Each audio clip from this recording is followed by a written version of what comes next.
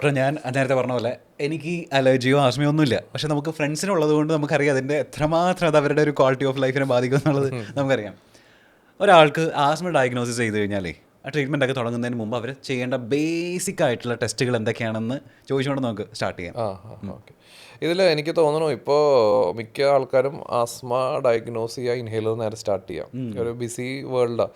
അപ്പോൾ എല്ലാവരും അങ്ങനത്തെ ഒരു ട്രെൻഡാണ് കൂടുതലും എനിക്ക് തോന്നുന്നത്. അതായത് ആസ്മയാണെന്ന് സ്ഥിരീകരിച്ച് ഇനി വേറെ വലിയ കാര്യങ്ങളൊന്നും നോക്കാനില്ല, എനിക്ക് വലിയ അല്ലെങ്കിൽ കുറേ പേര് സെൽഫ് ഡയഗ്നോസിസ് ഉണ്ട്. എനിക്ക് ആസ്മയാണ്, എൻ്റെ വീട്ടിലെല്ലാവർക്കും ആസ്മയാണ്, ഇവൻ നമ്മുടെ അടുത്ത് കയറി വരുമ്പോൾ എനിക്ക് ആസ്മയാണ് എന്ന് പറയുന്നൊരു കാര്യമുണ്ട്. ഇതിലിപ്പോൾ എന്താണെന്ന് വെച്ച് കഴിഞ്ഞാൽ ഫസ്റ്റ് നമുക്ക് ആ ഒരു ഡിസീസ് കൺഫേം ചെയ്യണം.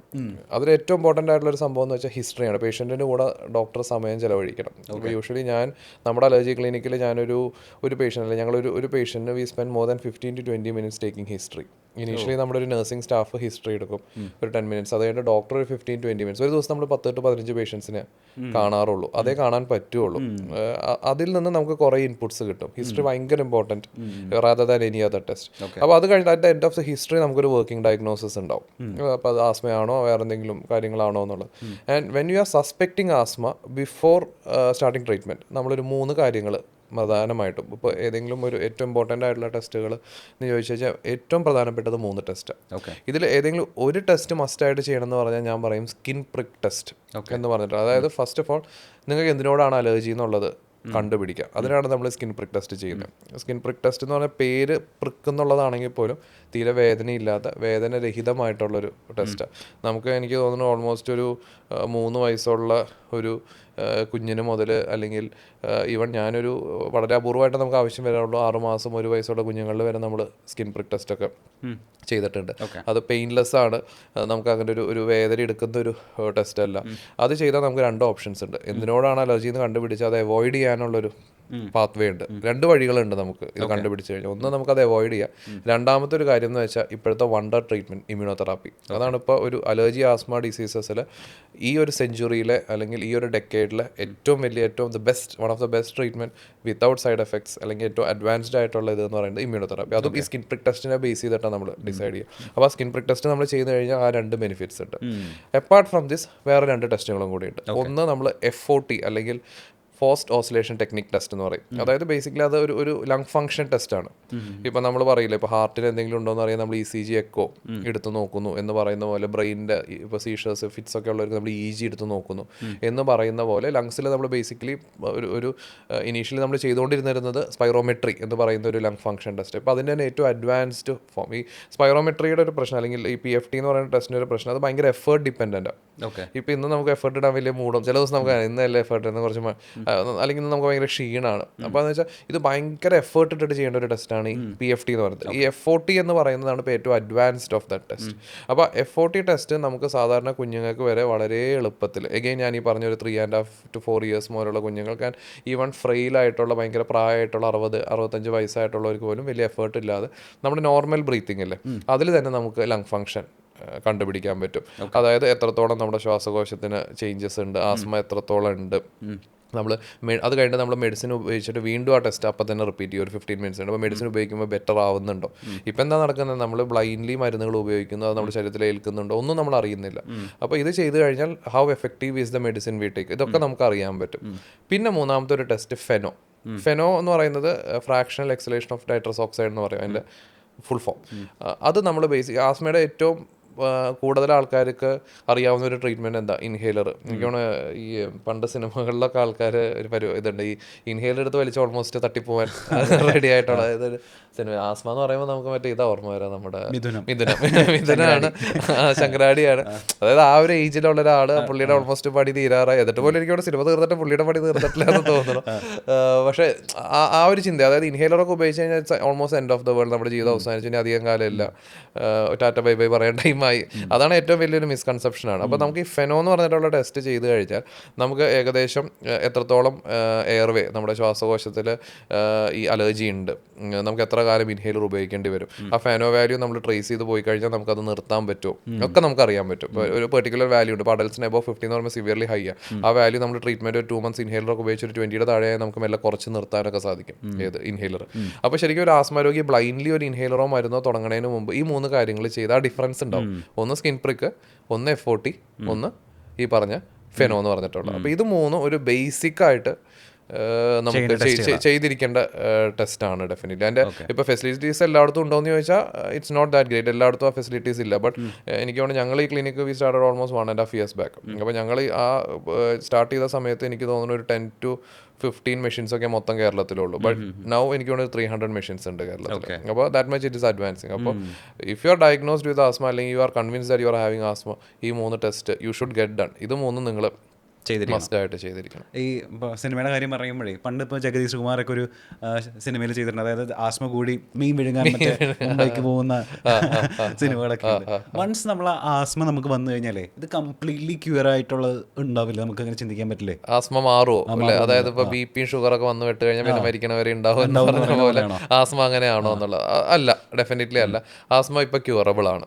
Again thanks to immunotherapy. അതായത് ആസ്മ എന്ന് പറയുന്നത് ശരിക്കും ശ്വാസകോശത്തിൻ്റെ അലർജിയാണ്. അതായത് നമുക്കിപ്പോൾ അലർജി പല രീതിയിൽ വരാം. ഇപ്പോൾ മൂക്കിൻ്റെ അലർജി എന്ന് പറയുന്നതാണ് അലർജിക് റൈനൈറ്റിസ്, കണ്ണിൻ്റെ അലർജി കൺജങ്ക്റ്റിവൈറ്റിസ്, സ്കിന്നിൽ വരുമ്പോൾ നമ്മൾ എക്സീമ അല്ലെങ്കിൽ എട്ടോപിക് ഡെർമറ്റൈറ്റിസ് എന്ന് പറയും.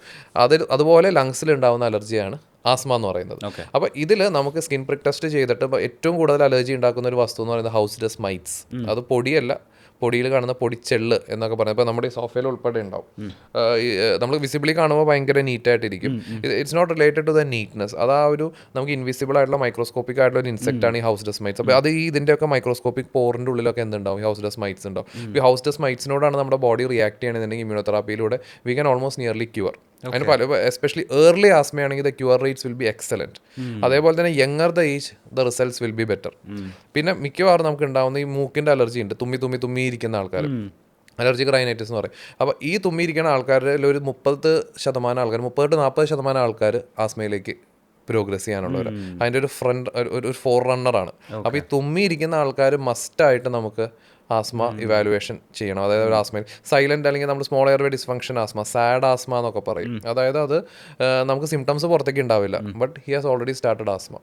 അപ്പോൾ ഞാൻ ചോദിക്കട്ടെ, ഈ അലർജി ഉള്ളവർക്കേ ആസ്മ വരുള്ളൂ? അങ്ങനെയില്ല, അല്ല, നോൺ അലർജിക് ആസ്മാസും ഉണ്ട്. But majority are allergy related. അതായത് ഒരു 80% മേലെ അലർജി ആസ്മയാണ് പ്രൊഡോമിനൻ്റ്. അല്ലാതെ there are many other factors. ഇപ്പോൾ നമുക്ക് ജെനറ്റിക് ഫാക്ടേഴ്സ് ഉണ്ട്, എൻവയോൺമെൻറ്റൽ ഫാക്ടേഴ്സ് ഉണ്ട്. ഇപ്പോഴത്തെ കാലത്ത് അറിയാലോ, പൊല്യൂഷൻ, ഇങ്ങനത്തെ കാര്യങ്ങളൊക്കെ നമുക്ക് ആസ്മാറ്റിക് ഇതുകൾ ഉണ്ടാക്കാം, അറ്റാക്സ് ഉണ്ടാക്കാം. But majority are allergy related asthma. അപ്പോൾ അതുകൊണ്ട് തന്നെ ആസ്മയിൽ നമുക്ക് ഡെഫിനറ്റ്ലി അതിലൊരു ക്യൂർ ഓപ്ഷൻ ഉണ്ട്.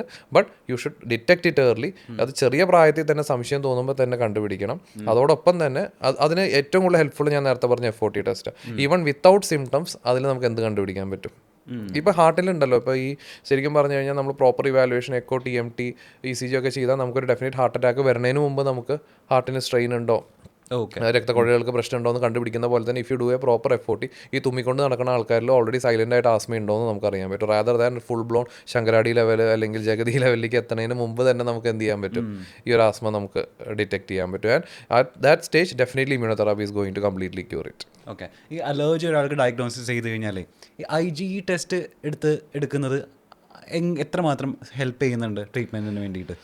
IgE ടെസ്റ്റ് ശരിക്കും പറഞ്ഞു കഴിഞ്ഞാൽ ഒരു കോമഡിയാണ് സത്യം പറഞ്ഞാൽ. അതായത് IgE ടെസ്റ്റ് ഏറ്റവും റാമ്പൻലി യൂസ്ഡ് ആൻഡ് മിസ്യൂസ്ഡ് ടെസ്റ്റ് എന്ന് പറയുന്നത്. അതായത് ഉപയോഗിക്കുന്നതും ആവശ്യത്തിനും അനാവശ്യത്തിനും രണ്ട് രീതിയിലും ചെയ്യുന്നൊരു ഇതാണ്. അതായത് ഡോക്ടേഴ്സും അതേപോലെ തന്നെ പേഷ്യൻസും എനിക്ക് തോന്നുന്നു ഭയങ്കരമായിട്ടൊന്ന് മിസ്യൂസ് ചെയ്യുന്ന ഒരു ടെസ്റ്റാണ് IgE ടെസ്റ്റ്. ആൾക്കാരുടെ ഇടയിൽ ഒരു തെറ്റിദ്ധാരണ, എന്തെങ്കിലും ഒന്ന് ജസ്റ്റ് ഒന്ന് പൊടി അടിച്ച് തുമ്മിയാൽ തന്നെ പോയിട്ട് എന്ത് ചെയ്യും? IgE test. ഞാൻ പറഞ്ഞില്ല, ഇതിലൊക്കെ ഏറ്റവും ഇമ്പോർട്ടൻ്റ് ആയിട്ടുള്ളത് ഹിസ്റ്ററിയാണ്. നമ്മൾ പേഷ്യൻറ്റിനോട് സംസാരിക്കുന്നതിന് ഒരുപാട് റോളുണ്ട്. IgE ടെസ്റ്റ് എന്ന് പറയുന്നത് അലർജിക് ഡിസീസസിൽ മാത്രമല്ല കൂടാ. അതായത് IgE എന്ന് പറഞ്ഞു കഴിഞ്ഞാൽ വേറെ ഇപ്പോൾ ഒരു അലർജിക് ഡിസീസസ് അല്ലാതെ ഇപ്പോൾ ആസ്പെർജില്ലോസിസ്, ABP എന്ന് പറഞ്ഞൊരു കണ്ടീഷൻ ഉണ്ട്. അലർജിക് ബ്രോങ്കോ പൾമണറി ആസ്പെർജില്ലോസിസ് എന്നാണ് ഫുൾ നെയിം. പക്ഷേ ബേസിക്കലി അതിൻ്റെ എറ്റിയോളജി ഒരു അലർജി അല്ല. അതേപോലെ തന്നെ നമ്മുടെ പ്രാഥമികമായിട്ട് നമ്മുടെ പ്രതിരോധ ശക്തി കുറയ്ക്കുന്ന അസുഖങ്ങളുണ്ട്. നമ്മൾ പ്രൈമറി ഇമ്മ്യൂണോ ഡെഫിഷ്യൻസി, അത് ജന്മന അവർക്ക് ജനിതകമായിട്ട് കിട്ടുന്ന പ്രാഥമികമായിട്ട് നമ്മുടെ ഇമ്മ്യൂണോ ഡെഫിഷ്യൻസി ഡിസീസസ് എന്ന് പറയും. അതായത് പ്രതിരോധ ശക്തി കുറയ്ക്കുന്ന അസുഖങ്ങൾ. ഇതിലൊക്കെ നമ്മുടെ IgE ലെവൽ എന്തുണ്ടാവും? കൂടും. അതായത് IgE ലെവൽസ് കൂടാനുള്ള പല കാരണങ്ങളിൽ ഒരു കാരണം മാത്രമാണ് എന്ത്? IgE. അപ്പോൾ നമ്മൾ ബ്ലൈൻഡ്ലി പോയി IgE ചെയ്തിട്ട് IgE കുറയ്ക്കാൻ അല്ലെങ്കിൽ IgE ഭയങ്കര കൂടുതൽ അത് കുറയ്ക്കാൻ വേണ്ടി ഓടുന്നതാണ് ഏറ്റവും വലിയ ഒരു മണ്ടത്തരം. പിന്നെ ഭയങ്കര അലർജിക് സിംറ്റംസ് ഉള്ള ഒരാൾക്ക് ചിലപ്പോൾ IgE കംപ്ലീറ്റ്ലി നോർമൽ ആയിരിക്കും. എന്ന് വെച്ചിട്ട് അവർക്ക് അലർജി ഇല്ല എന്നല്ല അതിൻ്റെ അർത്ഥം. അപ്പോൾ അലർജി ഒരു ഭയങ്കര പുവർ കോറിലേഷനാണ് നമ്മുടെ അലർജി സിംറ്റംസുമായിട്ട് തരുള്ളൂ. അതായത് നമ്മൾ IgE ടെസ്റ്റ് അനാവശ്യമായിട്ട് പോയി ചെയ്യേണ്ട ആവശ്യമില്ല. അത് കുറയ്ക്കാൻ വേണ്ടിയിട്ട് അതിൻ്റെ പുറകെ ഓടേണ്ട ആവശ്യമില്ല. നമ്മൾ ചെയ്യേണ്ടത് ഐഡിയലി സ്പെസിഫിക് IgE എന്ന് പറഞ്ഞൊരു ടെസ്റ്റ് ഉണ്ട്. സ്പെസിഫിക് IgE എന്ന് പറയുന്നത് ഈ IgEയുടെ കമ്പോണൻസ് നോക്കുന്നത്. അതായത് നിങ്ങൾക്ക് എന്തിനോട് അലർജി ഇത് ബ്ലഡ് ടെസ്റ്റിലൂടെ കണ്ടുപിടിക്കാം.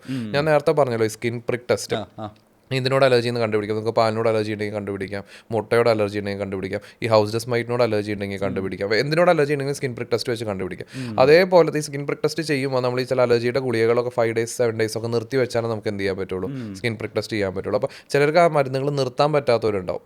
അപ്പോൾ അങ്ങനെയുള്ളവർക്ക് ഒരു ഓപ്ഷനാണ് ഈ ബ്ലഡ് ടെസ്റ്റ് ചെയ്യാന്ന് പറയുന്നത്. ബ്ലഡ് ടെസ്റ്റിൽ സ്പെസിഫിക് IgE ഉണ്ട്, milk specific IgE, egg specific IgE, house dust might specific IgE. അത് ചെയ്ത് കഴിഞ്ഞാൽ നമുക്ക് അലർജി കണ്ടുപിടിക്കാൻ പറ്റും. അപ്പോൾ ഈ IgE ടെസ്റ്റ് ചെയ്യണേക്കാളും ബെറ്റർ ആയിട്ട് നമ്മൾ ചെയ്യേണ്ടത് സ്പെസിഫിക് IgE ടെസ്റ്റ് ആണ്. പക്ഷേ സ്പെസിഫിക് IgE ഭയങ്കര കോസ്റ്റ്ലിയാണ്. അപ്പോൾ എന്താണെന്ന് വെച്ചാൽ നമ്മളൊരു ഡോക്ടറെ അടുത്ത് പോയിട്ട് you take N opinion from N allergy specialist, എന്താണ് ഞാൻ ചെയ്യേണ്ടത്. അത് റാദർ ദാൻ വെറുതെ പോയി IgE നോക്കി എനിക്ക് IgE 1000 ഉണ്ട്. പിന്നെ പൊതുവെ ഇന്ത്യൻ പോപ്പുലേഷനിൽ IgE ലെവൽ കുറച്ചൊരു ഹയർ സൈഡാണ്. നമുക്ക് ഈ റേഷ്യൽ ഡിഫറൻസസ് ഉണ്ടാവും. ഇപ്പോൾ പറഞ്ഞാൽ അപ്പോൾ ഹീമോഗ്ലോബിൻ നമുക്കൊരു റേസിൽ കുറച്ച് കൂടുതലുണ്ടാവും, വേറൊരു റേസിൽ വാല്യൂസ് കുറവ്. ബയോളജിക്കൽ റെഫറൻസ് വാല്യൂസ് നമ്മൾ പറയില്ല, അത് ഇന്ത്യൻ റേസിൽ ഈ സ്പെസിഫിക് ഈ ടോട്ടൽ IgE വാല്യൂ കുറച്ച് കൂടുതലാണ് പൊതുവെ ഇന്ത്യൻ പോപ്പുലേഷൻ. അപ്പോൾ നമ്മൾ ചിലപ്പോൾ അലർജി ഇല്ലാത്തവരെ പോയി നോക്കിയാലും 500 ഉണ്ടാവും, 1000 ഉണ്ടാവും. IgE കൂടുതൽ അവരത് കുറയ്ക്കാൻ വേണ്ടി നെട്ടോട്ട് ഓടേണ്ട ആവശ്യമില്ല, unless they don't have any other symptoms. നമ്മൾ ട്രീറ്റ് ചെയ്യേണ്ടത് പ്രോപ്പർ സിംറ്റംസിനെയാണ്, പ്രോപ്പർ അസുഖത്തെയാണ്, അല്ലാതെ ഏതിനെയല്ല. IgE അല്ല. എനിക്ക് IgE ഉണ്ടെന്ന് പറഞ്ഞിട്ട് ഞാൻ പൊക്കി പിടിച്ച് വന്ന് എനിക്ക് ഐ ഹാവ് എ പേഷ്യൻറ്റ്, എനിക്ക് 24,000 IgE ഉള്ളൊരു പേഷ്യൻ്റ് ഉണ്ട്. 24,000, that's A very huge value.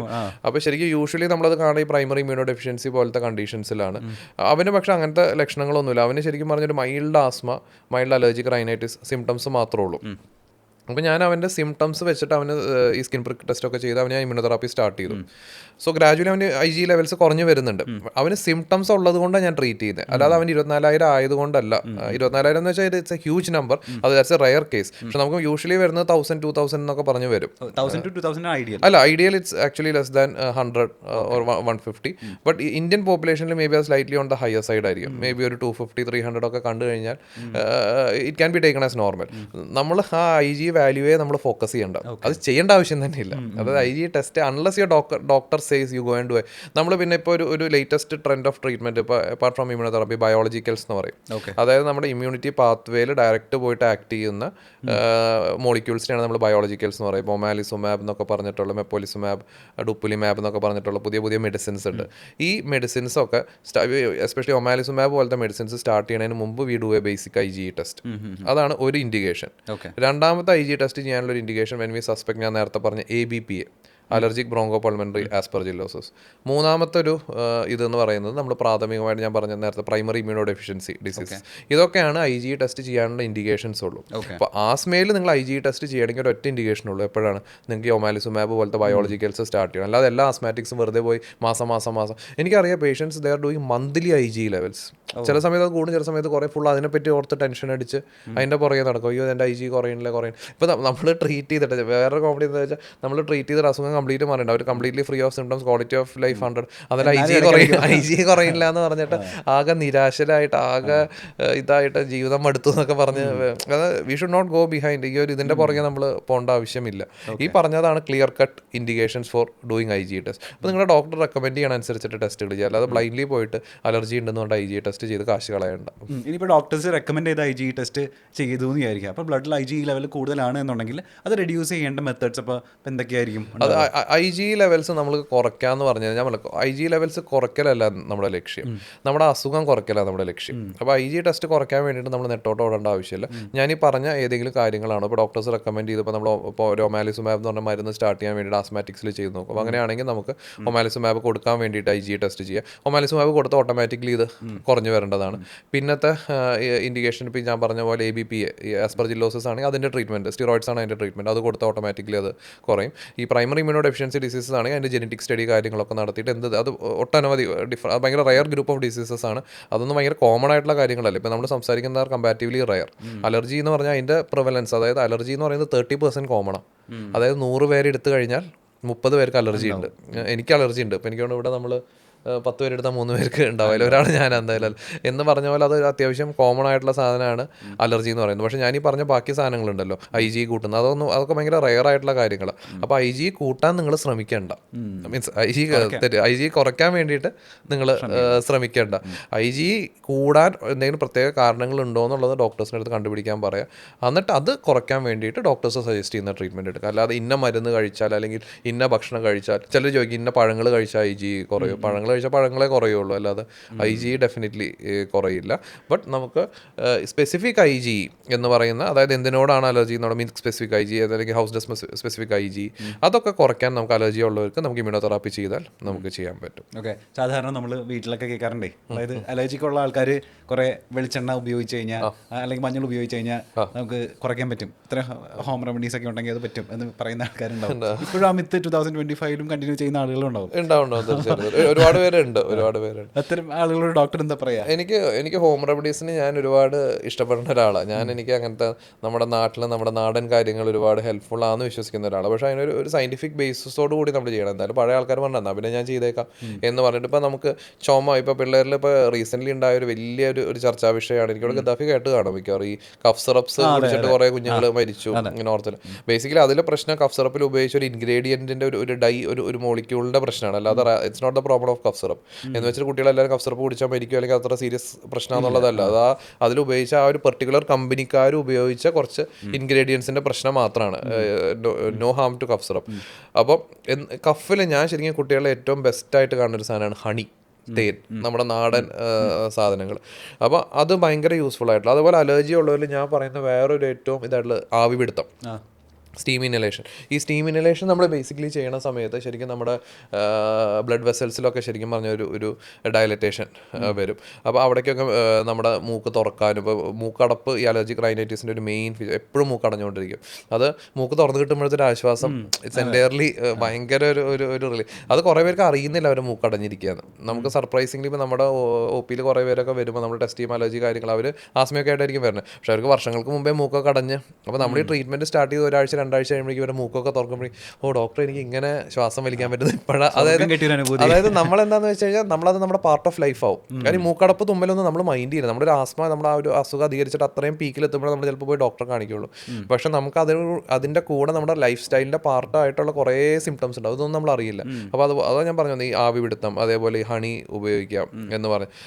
മഞ്ഞളും എനിക്ക് തോന്നുന്നു it has lot of scientific basis. പക്ഷെ എന്താണെന്ന് വെച്ച് കഴിഞ്ഞാൽ അധികമായാൽ അമൃതും വിഷമാണെന്ന് പറഞ്ഞ പോലെ, ഒന്ന് നമ്മുടെ നാട്ടിലിപ്പോൾ ഒരു ഒറിജിനൽ ആയിട്ടുള്ള തേനും ഒറിജിനൽ ആയിട്ടുള്ള മഞ്ഞളൊക്കെ കിട്ടാൻ ഭയങ്കര പാടാണ്. അപ്പോൾ ഈ സാധനമൊക്കെ അതും പറഞ്ഞുകൊണ്ട് അടിച്ച് കയറ്റി അലർജി പൂർണ്ണമായിട്ട് ഇപ്പോൾ IgE കുറേ മഞ്ഞൾ കഴിക്കാമെന്നൊക്കെ പറഞ്ഞാൽ അബ്സല്യൂട്ട് റബ്ബിഷ് അത്. അപ്പോൾ നമ്മുടെ നാടൻ കാര്യങ്ങളും സയൻറ്റിഫിക് അല്ലെങ്കിൽ അതോറിറ്റേറ്റീവ് ആയിട്ടുള്ള കാര്യങ്ങളാണെങ്കിൽ ചെയ്യുന്നതുകൊണ്ട് വളരെ നല്ലതാണ്. ഓക്കെ. എനിക്ക് അലർജി റിലേറ്റഡ് ആയിട്ട് തോന്നിയിട്ടുള്ള ഈ 2 സാധനങ്ങൾ, ഒന്ന് തേന്, ഈ ചുമയ്ക്ക് വേണ്ടിയിട്ട് അതൊരു സൂത്തനിങ് ഏജൻറ്റ് പോലെ, അതുപോലെ തന്നെ ആവി പിടുത്തം. ഞാൻ എപ്പോഴും ഒരു തുളസി ഇല ഇട്ടിട്ട് ആവി പിടിക്കാൻ പറയാം. ആസ് ഫാർ ആസ് പോസിബിൾ എത്രത്തോളം നിങ്ങൾക്ക് ഇപ്പോൾ നേസൽ സ്പ്രേ ഒരു പ്രധാന ട്രീറ്റ്മെൻറ്റ്, മൂക്കിൽ സ്പ്രേ അടിക്കുക. അതിന് മുമ്പ് നിങ്ങളൊരു 10 മിനിറ്റ് ആവി പിടിച്ചിട്ട് സ്പ്രേ അടിച്ചാൽ എനിക്ക് ഒരു 3 times 4 times എഫക്റ്റ് കിട്ടും. സോ നാടൻ കാര്യങ്ങൾക്ക് അതിൻ്റേതായ ബെനിഫിറ്റ് ഉണ്ട്. But it's not going to cure your allergy. Allergy അത് പൂർണ്ണമായിട്ടും മാറ്റും എന്നൊക്കെ പറഞ്ഞു കഴിഞ്ഞാൽ അത് നമുക്ക് അംഗീകരിക്കാൻ പറ്റില്ല. ഈ സാധാരണ ആയിട്ടുണ്ടാകുന്ന മൂക്കൊലിപ്പും അല്ലെങ്കിൽ ഒരു അലർജി മൂലം ഉണ്ടാകുന്ന മൂക്കൊലിപ്പും നമ്മൾ എങ്ങനെ മനസ്സിലാക്കുക? അതായത് ഇപ്പോൾ കഥാപ്രദേശം ഒരു ഫ്ലൂ, അപ്പോൾ നമുക്കൊരു വൈറൽ ഇൻഫെക്ഷൻ പോലെ. അപ്പോൾ അതിൽ ബേസിക്കലി എന്താണെന്ന് വെച്ച് കഴിഞ്ഞാൽ അതൊരു വലിയ ഈ അലർജി റിലേറ്റഡ് ആയിട്ടുള്ളത് യൂഷ്വലി പനി ഒരു അസോസിയേറ്റഡ് സിംറ്റം ആയിട്ട് കാണാറില്ല. അലർജിയിൽ യൂഷ്വലി എങ്ങനെയാണെന്ന് വെച്ചാൽ, ഇപ്പോൾ പ്രത്യേകിച്ച് ഹൗസ് ഡസ്റ്റ് മൈറ്റ് അലർജി ഒക്കെ ആണെങ്കിൽ നമ്മൾ രാവിലെ എഴുന്നേറ്റ് നോക്കുമ്പോൾ നിർത്താതെ തുമ്മിക്കൊണ്ടിരിക്കും. കാരണം അവിടുത്തെ വില്ലൻ എന്ന് പറയുന്നത് നമ്മുടെ ബെഡ്ഷീറ്റിലുള്ള ഹൗസ് ഡസ്റ്റ് മൈറ്റ്സ്, ആ ചെറിയ ബെഡിൻ്റെ പോസിലും അതേപോലെ ഷീറ്റിലൊക്കെയുള്ള ആ പോസിലൊക്കെയുള്ള ആ ഒരു ഇതാണ് അവിടുത്തെ വില്ലൻ. അപ്പോൾ രാവിലെ നമ്മൾ എഴുന്നേൽക്കുമ്പോൾ നമ്മൾ നിരന്തരമായിട്ട് തുമ്മിക്കൊണ്ടിരിക്കും. പിന്നെ അതുപോലെ തന്നെ മൂക്ക് ചൊറിയും, കണ്ണ് ചൊറിയുക, കണ്ണിൽ നിന്ന് വെള്ളം വരാം. അപ്പോൾ ഈ സ്നീസിങ്, അതുപോലെ തന്നെ നെയ്സൽ ഇച്ചിങ്, അതായത് തുമ്മ, മൂക്ക് ചൊറിച്ചിൽ, ഇത് രണ്ടും അലർജിയുടെ ഹോൾമാർക്കാണ്. ഇത് രണ്ടും ഇല്ലാതെ അലർജി വരാനുള്ള സാധ്യത 10% താഴെയുള്ളൂ. മൂക്കടപ്പായിട്ട് പ്രസൻറ്റ് ചെയ്യുക, മൂക്കൊലിപ്പായിട്ട് പ്രസൻറ്റ് ചെയ്യുക, മൂക്കിൻ്റെ ഉള്ളിൽ തൊണ്ടയിൽ കഫം വരണ പോലെ, അതൊക്കെ നമുക്ക് അലർജിയുടെ സിംറ്റംസ് ആണെങ്കിലും തുമ്മലും അതേപോലെ തന്നെ മൂക്ക് ചൊറിച്ചലും, ഇത് രണ്ടും ഇല്ലാതെ, ഇതിൽ ഏതെങ്കിലും ഒന്നെങ്കിലും ഇല്ലാതെ അലർജി ഡയഗ്നോസ് ചെയ്യാൻ ഇറ്റ്സ് വെരി അൺലൈക്ലി. അത് നിങ്ങൾ you are dealing with something else എന്നുള്ളത്. ഒരു തുമ്മലേ ഉണ്ടാവില്ല, ചിലർ ക്ലിനിക്കിൽ വരും, ഡോക്ടർ എനിക്ക് അലർജിയാണ് 10 കൊല്ലമായിട്ട് അലർജിയാന്ന് പറഞ്ഞത്, പക്ഷേ നമ്മുടെ ടെസ്റ്റ് ചെയ്യുമ്പോൾ ഒന്നും ഉണ്ടാവില്ല. അതാ ഞാൻ പറഞ്ഞത്, ഹിസ്റ്ററിയുടെ ഇമ്പോർട്ടൻസ് അതാ. ഒരു നിസ്സാരം, ഞാനൊരു 15 minute when I spend with patient, ആ പേഷ്യനോട് സ്പെൻഡ് ചെയ്യുമ്പോൾ എനിക്ക് ശരിക്കും ആ ഹിസ്റ്ററിയിൽ നിന്ന് തന്നെ ഒരു 80% ഡയഗ്നോസിസ് ആവും.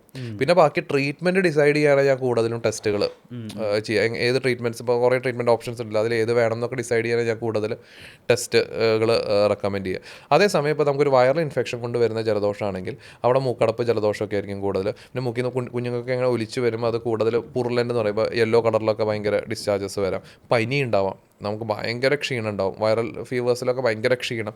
അലർജിയിൽ സത്യം പറഞ്ഞാൽ അങ്ങനെ ഫീവർ ഒരു അലർജിയുടെ ഒരു സിംറ്റം അല്ല ഫീവർ. ഇപ്പോൾ അലർജിക് ആയിട്ടുള്ള ഒരാൾക്ക് വൈറൽ പനി വന്നാൽ അയാൾക്ക് പനി വരാം എന്നുള്ളതല്ലാതെ ഈ വൈറൽ ഫ്ലൂവിൽ പനി ഒരു ഹോൾമാർക്കായിരിക്കും, ക്ഷീണം ഒരു ഹോൾമാർക്കായിരിക്കും. അതേസമയം മറ്റോടത്ത് നമ്മുടെ അലർജി മൂലമുള്ള ജലദോഷം അതെന്നുണ്ടെങ്കിൽ നമുക്ക് തുമ്മലും മൂക്ക് ചൊറിച്ചിലും ഒക്കെ ആയിരിക്കും. അതിൻ്റെ ഒപ്പം തന്നെ അസോസിയേറ്റഡ് ആയിട്ട് കണ്ണ് ചൊറിച്ചൽ. അപ്പോൾ മൂക്കും കണ്ണും കൂടെയൊക്കെ ഒരുമിച്ച് ഇൻവോൾവ് ആകുമ്പോൾ more likely to be allergy. അത് ഡിഫറൻഷിയേറ്റ് ചെയ്യാതെ നമ്മൾ. ഓക്കെ, ഇപ്പോൾ ഡോക്ടർ കുറച്ച് നേരത്തെ പറഞ്ഞല്ലോ, ഈ ഇമ്മ്യൂണോതെറാപ്പി എന്നുള്ളൊരു വളരെ വലിയ രീതിയിലൊരു ഇമ്പാക്റ്റ് ഈ ഏരിയയിൽ സൃഷ്ടിച്ചിട്ടുണ്ട് എന്നുള്ളത്. ഈ ഇമ്മ്യൂണോതെറാപ്പി ചെയ്യുമ്പോൾ നമ്മൾ ശ്രദ്ധിക്കേണ്ട കാര്യങ്ങൾ എന്താ, റെസ്ട്രിക്ഷൻസ് ഉള്ള പറയുന്ന കാര്യങ്ങൾ എന്തൊക്കെയാണ്, ആർക്കൊക്കെ ഇത് ചെയ്യാൻ പറ്റുക, കുട്ടികൾക്ക് ഇത് ചെയ്യാൻ പറ്റുമോ എന്നൊക്കെയുള്ള ഡൗട്ടുകളുണ്ടായിരിക്കും. അതൊന്ന് ബ്രീഫ് ചെയ്യുമോ? ഇമ്മ്യൂണോതെറാപ്പി ഒരു വണ്ടർ ട്രീറ്റ്മെൻ്റ് ആണ്. ഇപ്പോൾ ഭയങ്കരമായിട്ട് റെവല്യൂഷണറൈസ്ഡ് ആവുന്നുണ്ട്. കേരളത്തിലൊക്കെ റാമ്പൻ്റായിട്ട് ഇത് വരുന്നുണ്ട്. എനിക്ക് ഞങ്ങളൊരു 1.5 years മുന്നേ സ്റ്റാർട്ട് ചെയ്തപ്പോൾ ഒരു എല്ലാവരും ഒരു സ്റ്റിഗ്മയോടെ കണ്ടിരുന്ന ഒരു സാധനം, എന്താ സാധനം, എവിടെ നിന്നാണ് വന്നത്, എങ്ങനെയാണ് വന്നത്. എനിക്ക് ഇപ്പോൾ US ലെഫ്റ്റ് ആൻഡ് റൈറ്റ് ആയിട്ട് ഒരു 10 കൊല്ലം മുമ്പ് തന്നെ സ്റ്റാർട്ട് ചെയ്തിട്ടുണ്ട്. ആക്ച്വലി ഇമ്മ്യൂണോതെറാപ്പി എന്ന് പറഞ്ഞു കഴിഞ്ഞാൽ ആ concept started it dates back A century. ഒരു 100 വർഷം മുമ്പ് തുടങ്ങിയ ഒരു കോൺസെപ്റ്റാണ് മുള്ളിനെ മുള്ളു കൊണ്ട് എടുക്കുന്ന രീതി. അത് ഓൾമോസ്റ്റ് നമുക്ക് പറഞ്ഞു കഴിഞ്ഞാൽ നമ്മുടെ ഒരു ഹോം റെമഡി എന്ന് വേണമെങ്കിൽ നമുക്ക് പറയാം. ഈ ഇമ്മ്യൂണോതെറാപ്പിയിൽ നമ്മൾ ട്രീറ്റ് ചെയ്യുന്നത് ഈ പറഞ്ഞ ഹൗസ് ഡസ്റ്റ് മൈറ്റിനെ വെച്ചിട്ട് തന്നെ. നമ്മൾ ഹൗസ് ഡസ്റ്റ് മൈറ്റിൻ്റെ ആൻറ്റിജൻസ് എന്ന് വെച്ച് കഴിഞ്ഞാൽ അവരുടെ ശരീരത്തിലുള്ള പ്രോട്ടീൻ എക്സ്ട്രാക്ട്സ് ആണ്. അതാണ് നമ്മുടെ ബോഡി റിയാക്ട് ചെയ്ത്. എന്താ അലർജി എന്ന് പറഞ്ഞു കഴിഞ്ഞാൽ വേറൊരു കോൺസെപ്റ്റ് ഉണ്ട്, ഗദാഫിക്ക് അറിയാവുന്നതാണ്. ഇമ്മ്യൂണിറ്റി കുറയുമ്പോഴാണോ അലർജി വരാം, അപ്പോൾ നിങ്ങളുടെ പ്രതിരോധ ശക്തി കുറയുമ്പോഴാണോ അലർജി വരാമെന്ന് പൊതുവെ ഒരു ക്വസ്റ്റ്യൻ എപ്പോഴും ചോദിക്കാറുള്ളത്. പക്ഷേ അതിന് നേരെ റിവേഴ്സാണ്. നമ്മുടെ ബോഡി ഓവറായിട്ട് റിയാക്ട് ചെയ്യുമ്പോഴെന്ത് വരാം, അലർജി വരാം. എല്ലാവരും നമ്മുടെ അടുത്ത് കുറേ പേര് വരുന്ന ഒരു കുട്ടികളെ കൊണ്ട് വരുമ്പോഴേ, പാരൻസ് കുട്ടികളെ കൊണ്ട് വരുമ്പോൾ പറയും, ഡോക്ടർ എൻ്റെ കുട്ടിക്ക് തീരെ പ്രതിരോധ ശക്തിയില്ല, ഫുൾ അലർജിയാണ്. അത് അബ്സല്യൂട്ട്ലി ബ്ലണ്ടറാണ്. കാരണം എന്ന് വെച്ചാൽ നിങ്ങളുടെ പ്രതിരോധ ശക്തി കൂടുമ്പോഴാണ് നമ്മുടെ ഡിഫൻസ് മെക്കാനിസംസ് ഉണ്ട്. നമുക്കിപ്പോൾ ഈ അന്തരീക്ഷത്തിൽ ആയിരക്കണക്കിന് അണുക്കൾ, ഫംഗസുകൾ, ബാക്ടീരിയകളൊക്കെ ഉണ്ട് ഇതിൻ്റെ ഉള്ളിൽ. അതൊന്നും നമുക്ക് അസുഖം ഉണ്ടാക്കുന്നില്ലല്ലോ. അതെന്താ ഉണ്ടാക്കാത്തതെന്ന് വെച്ചാൽ നമ്മുടെ ബോഡിയുടെ ഡിഫൻസ് മെക്കാനിസം കൊണ്ടാണ്. പക്ഷേ കുറേ ഹാംലെസ് ആയിട്ടുള്ള കുറേ സാധനങ്ങളുണ്ട്. ഇപ്പോൾ ഹൗസ് ഡസ്റ്റ് മൈറ്റ്സിനെ പോലെ, അല്ലെങ്കിൽ ചില പോളൻസ്, ഇപ്പോൾ ചെടിയുടെ പൂമ്പൊടികളൊക്കെ പോലെ ഹാംലെസ് ആയിട്ടുള്ള സാധനങ്ങളുണ്ട്. അപ്പോൾ അതിനോട് നമ്മുടെ ബോഡി അനാവശ്യമായിട്ട് റിയാക്ട് ചെയ്യുമ്പോഴാണ് എന്തുണ്ടാവുക, ഈ ഒരു അലർജി എന്ന് പറയുന്നത്. It's A hyper responsiveness of your immune system. അതായത് നിങ്ങളുടെ ഇമ്മ്യൂൺ സിസ്റ്റം പ്രതിരോധ ശക്തി ആവശ്യത്തിൽ കൂടുതൽ.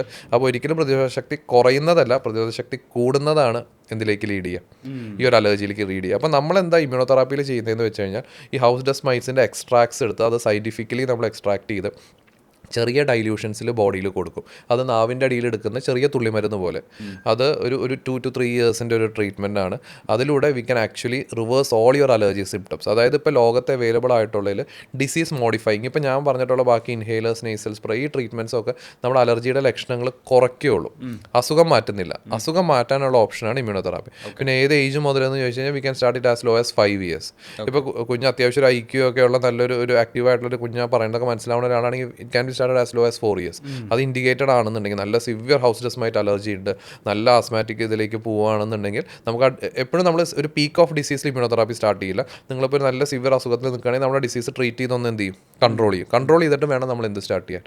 ഇപ്പോൾ ആസ്മ ഭയങ്കരമായിട്ട് അധികരിച്ചിട്ട് എക്സസർബേഷൻ എന്ന് പറയും, അങ്ങനെ അധികരിച്ച് നിൽക്കുന്ന സമയത്ത് ഇമ്മ്യൂണോതെറാപ്പി തുടങ്ങില്ല. ആ സമയത്ത് നമ്മൾ എക്സസർബേഷൻ ട്രീറ്റ് ചെയ്യും, അഡ്മിറ്റ് ചെയ്ത് അത് ട്രീറ്റ് ചെയ്യും, അല്ലെങ്കിൽ ഓൺ OP ബേസിസിൽ ട്രീറ്റ് ചെയ്ത് ആ ഡിസീസ് ഒന്ന് കൺട്രോളാക്കിയിട്ട് യു ക്യാൻ സ്റ്റാർട്ട് ഇമ്മ്യൂണോതെറാപ്പി. ഈ ഇൻഹേലേഴ്സ് സ്പ്രേസ് ഒക്കെ കൊടുക്കുമ്പോൾ ഓട്ടോമാറ്റിക്കലി ആ ഡിസീസ് ആക്ച്വലി കൺട്രോൾഡ് ആവുന്നില്ല, സിംറ്റംസ് മാത്രമാണ് പുറത്ത് വരാതിരിക്കുന്നത്. മറ്റത് ഉള്ളിൽ അസുഖം നടന്നുകൊണ്ടിരിക്കുന്നുണ്ട്, അത് അതിൻ്റെ വഴിക്ക് പോകുന്നുണ്ട്, അസുഖത്തിൻ്റെ വഴിക്ക് പോകുന്നുണ്ട്. ഒരു കാലം കഴിയുമ്പോൾ അതെല്ലാം കൂടെ പൊട്ടി പുറത്തേക്ക് വരികയും ചെയ്യും. പക്ഷേ നമ്മൾ ഇമ്മ്യൂണോതെറാപ്പി നമ്മൾ ചെയ്യുമ്പോൾ എന്താണെന്ന് വെച്ച് കഴിഞ്ഞാൽ ഈ ബോഡിയുടെ ഓവർ റിയാക്ഷൻ നമ്മൾ എന്ത് ചെയ്യും, ബോഡി എടുത്ത് പറയടാ ഈ ഹൗസ് ഡസ്റ്റ് മൈറ്റ് കുഴപ്പമില്ല, നീ ഇത് മനസ്സിലാക്കുന്നത് വെറുതെ അനാവശ്യമായിട്ട് നീ റിയാക്ട് ചെയ്യണ്ട. അപ്പോൾ അതിനൊരു 1:500 ഡൈല്യൂഷൻ, 1:250 ഡൈല്യൂഷൻ, അങ്ങനെ ചെറിയ ഡൈല്യൂഷനായിട്ട് ലാസ്റ്റ് നമ്മളൊരു 1:50, റയർലി നമ്മൾ 1:10 ഡൈല്യൂഷൻ. അത്രയും കോൺസെൻട്രേറ്റഡ് ആയിട്ട് വെച്ച് കഴിയുമ്പോൾ ബോഡിക്ക് മനസ്സിലാവും ഇത് ഹാംലെസ് ആയിട്ടുള്ള സാധനം, ഞാൻ വെറുതെ തന്നെ ഇത്രയും കാലം ഞാൻ ചെയ്തത് മണ്ടത്തരം വെറുതെ ഇതിന്. ആ ഒരു പ്രോസസ്സാണ് ഇമ്മ്യൂണോതെറാപ്പി എന്ന് പറയുന്നത്. അത് ഇപ്പോൾ അവൈലബിൾ ആയിട്ടുള്ള ഇഞ്ചക്ഷൻ ഫോംസിൽ അവൈലബിൾ ആണ്. സബ്ക്യൂട്ടേനിയസ് ഇമ്മ്യൂണോതെറാപ്പി എന്ന് പറഞ്ഞിട്ട്. അതേപോലെ തന്നെ നമ്മൾ ഏറ്റവും കൂടുതൽ ചെയ്യുന്നത് നാവിൻ്റെ അടിയിൽ ഉപയോഗിക്കുന്ന സബ് ലിംഗ്വൽ ഇമ്മ്യൂണോതെറാപ്പി എന്ന് പറഞ്ഞിട്ടുള്ളത്. പിന്നെ ഇപ്പോൾ ഏറ്റവും ലേറ്റസ്റ്റ് ഇൻട്രാലിംഫാറ്റിക് എന്ന് പറയുന്നത് നമ്മുടെ ലിംഫ് നോട്ട്സ് കഴലകളിലേക്ക് ഡയറക്റ്റ് ഇഞ്ചെക്ട് ചെയ്യാവുന്ന പുതിയ ഇതുകൾ വരുന്നുണ്ട് ഇമ്മ്യൂണോതെറാപ്പി. ഇപ്പോൾ ഏറ്റവും ലേറ്റസ്റ്റ് കാര്യം പറയുന്നത് നമ്മുടെ ഇന്ത്യയിൽ ശരിക്കും അതിൻ്റെ ടാബ്ലറ്റ്സിൽ ലോഞ്ച്ഡ് ആണ്. നമുക്ക് മെഡിക്കൽ ഷോപ്പിൽ പോയിട്ട് നമ്മളിപ്പോൾ ചെയ്യുന്നത് കസ്റ്റമൈസ്ഡ് ആയിട്ട് നിങ്ങൾ സ്കിൻ പ്രിക് ടെസ്റ്റ് ചെയ്തിട്ട് നിങ്ങളുടെ ബോഡി നിങ്ങളുടെ റിയാക്ഷൻ എന്നുള്ളത് കറക്റ്റ് കണ്ടുപിടിച്ചിട്ട് നമ്മൾ ഉണ്ടാക്കി എടുക്കുന്നതാണ്. അതല്ലാതെ ടാബ്ലറ്റ് ഇപ്പോൾ നിങ്ങൾക്ക് ലിവോസിട്രിസൻ അല്ലെങ്കിൽ പാരസെറ്റമോൾ എന്ന് പറഞ്ഞ പോലത്തെ ടാബ്ലറ്റ് ഫോമിൽ നമുക്ക് എന്ത് അവൈലബിൾ ആണ്. But it's very costly. ഇപ്പോൾ നമ്മൾ കസ്റ്റമൈസ് ചെയ്ത് കൊടുക്കുന്നത് ഞങ്ങളുടെ അലർജി ആസ്മ ഫൗണ്ടേഷനിൽ we are actually giving one of the most affordable immunotherapy in Kerala, maybe in India എന്ന് നമുക്ക് പറയാൻ പറ്റും. അത്രയും റേറ്റ് കുറച്ചിട്ടാണ്, അതായത് നമ്മുടെ മാർജിൻ നമ്മൾ ഏറ്റവും കുറച്ചിട്ട് പേഷ്യൻ്റ് ഏറ്റവും ബെനിഫിറ്റ്. അത് ഇമ്മ്യൂണോതെറാപ്പി ഡെമോക്രറ്റൈസ് ചെയ്യുക എന്നുള്ളതാണ് ഞങ്ങളുടെ കോൺസെപ്റ്റ്. അതായത് സാധാരണക്കാർക്ക് അത് എത്തിപ്പിടിക്കാൻ പറ്റാത്തൊരു സാധനം പോലെ immunotherapy it's very costly thing എന്നുള്ളത്. അപ്പോൾ അതല്ലാതെ ഞങ്ങൾ ചെയ്യാവുന്നത് ഇപ്പോൾ almost it's just 1000 to 1500 per month. ഒരു മാസം നിങ്ങൾക്ക് 1000 മുതൽ 1500 രൂപയാണ് ആവുന്നുള്ളൂ ഇമ്മ്യൂണോതെറാപ്പി. പക്ഷെ ഞാൻ ഈ പറഞ്ഞ ടാബ്ലറ്റ് ഉണ്ടല്ലോ, അത് ഒരെണ്ണത്തിന് 300 രൂപ വരും. ഒരു ദിവസത്തെ ടാബ്ലറ്റിന് 300 രൂപ വരും. അപ്പോൾ ഒരു മാസത്തെ കോസ്റ്റ് നോക്കിയേ, ഇറ്റ്സ് ഓൾമോസ്റ്റ് 10,000. ഞങ്ങൾ കൊടുക്കുന്നത് 10 times ഡിഫറൻസ് വരികയാണ് അവിടെ. അതിൻ്റെ ഒരു ബെനിഫിറ്റ് എന്താണെന്ന് വെച്ചാൽ നമുക്ക് നമ്മൾ കസ്റ്റമൈസ് ചെയ്ത് കൊടുക്കുന്നത് test be kept in fridge. അപ്പോൾ ട്രാവൽ ചെയ്യുമ്പോഴും ഐസ് ബോക്സിലും കാര്യങ്ങളിലൊക്കെ നമ്മൾ കൊണ്ടുപോകണം. മറ്റേത് നമുക്ക് ഫ്രിഡ്ജിലൊന്നും വെക്കേണ്ട ആവശ്യമില്ല. അപ്പോൾ those who need can take that also. പക്ഷേ എപ്പോഴും എനിക്ക് പേഴ്സണലി തോന്നിയിട്ടുള്ളത് കസ്റ്റമൈസ്ഡ് ആയിട്ടുള്ള ഇമ്മ്യൂണോതെറാപ്പി നമ്മളൊരു ഫിറ്റ് ആയിട്ടുള്ള ഷർട്ട് ഇടുന്ന പോലെ ആയിരിക്കും. മറ്റേതെന്ന് വെച്ചാൽ എല്ലാവർക്കും വേണ്ടി ഉണ്ടാക്കിയെടുക്കുന്ന ഒരു മോളിക്യൂളായിരിക്കും. രണ്ടിനും അതിൻ്റെതായ ബെനിഫിറ്റ്സും ഉണ്ട്, ഡിമെറിറ്റ്സും ഉണ്ട്. ബട്ട് എൻ്റെ പേഴ്സണൽ എക്സ്പീരിയൻസിൽ I feel in Indian setup customised immunotherapy is doing the best thing. Restrictions ഒന്നുമില്ല. നിങ്ങൾക്ക് ഇമ്മ്യൂണോതെറാപ്പി എടുത്തുകൊണ്ടിരിക്കുന്ന സമയത്ത് ഇപ്പോൾ വേറെ അസുഖം വന്നാൽ യു ക്യാൻ ട്രീറ്റ്. ഇപ്പോൾ ഇമ്മ്യൂണോതെറാപ്പി എടുത്തുകൊണ്ടിരിക്കുന്ന ആൾക്ക് ഹാർട്ട് അറ്റാക്ക് വരാമല്ലോ, വേറെ കാരണങ്ങൾ കൊണ്ട് വേറെ അസുഖങ്ങൾ വരാം, വേറെ പനി വന്നു, വൈറൽ പനി വന്നാൽ അത് ട്രീറ്റ് ചെയ്യാം. Immunotherapy is just a way of life. It's just training your body. അതായത് നിങ്ങളുടെ ബോഡീനെ ഒന്ന് പരിശീലിപ്പിക്കുന്നു. ഒരു ജിം ട്രെയിനിങ് ഒക്കെ എടുക്കണ പോലെ ഇത് നിങ്ങൾ അനാവശ്യമായിട്ട് ഇതിനോട് റിയാക്ട് ചെയ്യേണ്ട, വെറുതെ അനാവശ്യമായിട്ട് ആസ്പി ഉണ്ടാക്കണ്ട, നിങ്ങൾ വെറുതെ തുമ്മണ്ട, ഇതൊന്നും പ്രശ്നക്കാരനല്ല എന്ന് പറഞ്ഞ് മനസ്സിലാക്കുന്ന ഒരു പ്രോസസ്സ് മാത്രമാണ് എന്ത് ഇമ്മ്യൂണോതെറാപ്പി എന്ന് പറയുന്നത്. അറ്റ് ദ സെയിം ടൈം നമ്മൾ ഇമ്മ്യൂണോതെറാപ്പിയുടെ വേറൊരു ഏറ്റവും എനിക്കൊരു മിസ്കൺസെപ്ഷൻ എന്ന് വെച്ചാൽ ഇമ്മ്യൂണോതെറാപ്പി എടുത്താൽ ഇൻഹേലേഴ്സും നേസൽ സ്പ്രേ ഒക്കെ നാളെ മുതൽ നിർത്താൻ പറ്റും. അത് പറ്റില്ല. That has to be stopped over a period of time gradually. നമുക്ക് യൂഷ്വലി ഒരു 6 months ഒക്കെ എടുക്കും ഇമ്മ്യൂണോതെറാപ്പിയുടെ എഫക്റ്റ് കണ്ടു തുടങ്ങാൻ. അപ്പോൾ അതൊരു 6 months 7 months ഒക്കെ ആകുമ്പോൾ ഗ്രാജുവലി നമുക്കത് ടേപ്പർ ചെയ്ത് നമുക്ക് നിർത്താൻ പറ്റും. അതിൻ്റെ ഒരു മെയിൻ അഡ്വാൻറ്റേജ് അതന്നെ. ഇമ്മ്യൂണോതെറാപ്പിയുടെ അഡ്വാൻറ്റേജ് എന്ന് പറഞ്ഞാൽ ഞാൻ നേരത്തെ ചോദിച്ച ചോദ്യത്തിന് പോലെ ആസ്മ ക്യൂർ ചെയ്യാൻ പറ്റും. ഏർലി ആസ്മയൊക്കെ ആണെങ്കിൽ ക്യൂർ ചെയ്യാൻ പറ്റും. അലർജിക് റൈനൈറ്റിസിന് നല്ല ക്യൂർ റേറ്റ്സ് ഉണ്ടാവും. യൂഷ്വലി ഈ എഫക്ട്സ് ഒരു 8 to 10 years വരെയൊക്കെ ലോങ് ലാസ്റ്റ് ചെയ്യും. 10 years അല്ലെങ്കിൽ 8 years കഴിയുമ്പോൾ നമ്മൾ ചെറിയൊരു ബൂസ്റ്റർ എടുക്കേണ്ടി വരും. അത് ഈ 3 years ഒന്നും വേണ്ടി വരില്ല. ഒരു ഫ്യൂ മന്ത്സിൻ്റെ ഒരു ബൂസ്റ്ററായിട്ട് നാവിൻ്റെ അടിയിൽ ഡ്രോപ്സ് എടുക്കേണ്ടി വരും. ആൻഡ് ഏറ്റവും വലിയ ഇത് എപ്പോഴും പറയുന്നൊരു കാര്യമാണ്, ഇംഗ്ലീഷ് മെഡിസിന് മാത്രമാണ് സൈഡ് എഫക്ട്സ്. ഞങ്ങൾക്കുള്ളൊരു കുത്തകയായിട്ട് തന്നിട്ടുള്ളൊരു സാധനമാണ് സൈഡ് എഫക്ട്സ് എന്ന് പറയുന്നത്. അതിലെന്താണെന്ന് വെച്ചാൽ ഇംഗ്ലീഷ് മെഡിസിൻ അല്ലെങ്കിൽ മോഡേൺ മെഡിസിൻ എന്ന് പറയുന്നത് ദാറ്റ്സ് ട്രാൻസ്പെറൻറ്റ്. അതിൻ്റെ ഉള്ളിൽ എന്താണെന്ന് ഇപ്പോൾ ഒരു സ്ട്രിപ്പ് എടുത്തു കഴിഞ്ഞാൽ ഇത്ര mg ഇന്ന മെഡിസിൻ ഉണ്ട് എന്നുള്ളത് നമുക്ക് പറയാൻ പറ്റും. അതിൻ്റെ ഉള്ളിൽ പറയാം. അപ്പോൾ നമുക്ക് ഇപ്പോൾ ChatGPT ഇതൊക്കെയുള്ള കാലമല്ല, എല്ലാവർക്കും എന്തിനു വേണേൽ അടിച്ചു കൊടുത്താൽ അറിയാം അതിൻ്റെ എഫക്ട്സ് എന്തൊക്കെയാണ്, സൈഡ് എഫക്ട്സ് എന്തൊക്കെയാണ്. നിങ്ങൾക്ക് ഒരു ഹോമിയോ മെഡിസിനോ അല്ലെങ്കിൽ ഒരു ആയുർവേദ മെഡിസിനോ അതിൽ അടിച്ചു കൊടുത്താൽ എനിക്ക് അറിഞ്ഞൂടെ എത്രത്തോളം you will get feedbacks like that എന്നുള്ളത്. അതായത് നമ്മുടെ ശരീരത്തിൽ എടുക്കുമ്പോൾ ഞാൻ നേരത്തെ പറഞ്ഞ നാടൻ എന്ന് പറയുന്ന സാധനങ്ങൾ പോലും ഒരു അളവിൽ കൂടുതൽ എടുത്തു കഴിഞ്ഞാൽ ദാറ്റ് ഇസ് എ പ്രോബ്ലം. ഒന്നും ഒരു അളവിൽ കൂടുതൽ എടുക്കാനുള്ള ഒരു ഇതില്ല. അപ്പോൾ ഡെഫിനറ്റ്ലി ഇമ്മ്യൂണോതെറാപ്പിയുടെ ഒരു ഹൈലൈറ്റ് എന്ന് പറയുന്നത് it has no other adverse effects. Especially sublingual immunotherapy 99.9% ഒരു അഡ്വേഴ്സ് എഫക്ട്സും ഇല്ല. It's completely side effect free. At the same time it is actually changing many lives. ഇപ്പോൾ at least in our allergy asthma foundation almost 200-300 people are taking immunotherapy and we could change their lives. അപ്പോൾ that is a miracle discovery. Medical ഒരു modern മെഡിസിൻ്റെ ഒരു miracle discovery. So definitely if you are an ideal candidate you should go for immunotherapy. Okay. ഇതിപ്പം ഈ asthma പേഷ്യൻസിലൊക്കെ ഇപ്പോൾ നമ്മൾ once asthma ഉണ്ടായിക്കഴിഞ്ഞാൽ അവരുടെ കൂടെ എപ്പോഴും മറക്കാതെ അവർ കയ്യിൽ പിടിക്കുന്ന സാധനമായിരിക്കും ഈ ഇൻഹേലേഴ്സ് എന്ന് പറയുന്നത്, സന്തത സഹചാരി പോലെ. ഈ ഇൻഹേലേഴ്സിൻ്റെ യൂസ് എങ്ങനെയാണ് നമ്മൾ പതുക്കെ കുറച്ച് കൊണ്ടുവരാൻ പറ്റുക എന്നാണ്? ഇൻഹേലേഴ്സിൻ്റെ യൂസ് കുറയ്ക്കാൻ ഞാൻ പറഞ്ഞു എപ്പോഴും ഇൻഹേലർ ട്രീറ്റ്മെൻറ്റ് തുടങ്ങുന്നതിന് മുമ്പ് ഐഡിയലി ഗെറ്റാണ് ഫീനോ ടെസ്റ്റ്. ഒരു ഫെനോ ടെസ്റ്റ് ചെയ്യുന്നത് നല്ലത്, ഞാൻ ആദ്യം പറഞ്ഞു. അപ്പോൾ അത് നമുക്ക് അറിയാൻ പറ്റും നമുക്കൊരു ആസ്മ അധികരിക്കാൻ ചാൻസ് ഉണ്ട്. അപ്പോൾ ഫെനോ വാല്യൂസ് ഒക്കെ ഒരു 20-ന്റെ താഴെയൊക്കെ ആണെന്നുണ്ടെങ്കിൽ നിങ്ങളുടെ ആസ്മ പെട്ടെന്ന് അധികരിക്കാനുള്ള സാധ്യത വളരെ കുറവാണ്. നിങ്ങൾ പ്രത്യേകിച്ച് ഇപ്പോൾ ഒരു ട്രാവലിങ്ങിലൊക്കെ പോവുകയാണെങ്കിൽ അതിന് മുമ്പ് നിങ്ങളൊരു ഫെനോ ടെസ്റ്റ് ചെയ്താൽ നിങ്ങൾക്ക് അറിയാൻ പറ്റും അത് അധികരിക്കാനുള്ള ചാൻസ് ഉണ്ടോ എന്നുള്ളതൊക്കെ. അപ്പോൾ അങ്ങനെ അധികരിക്കാൻ ചാൻസ് ഉള്ളവരാണെങ്കിൽ ഇൻഹേലർ പെട്ടെന്ന് നിർത്തരുത്. പിന്നെ നമ്മൾ ഏർലി ആസ്മയിലൊക്കെ ഇമ്മ്യൂണോതെറാപ്പി തുടങ്ങിയാൽ നമുക്ക് എന്ത് ചെയ്യാൻ പറ്റും?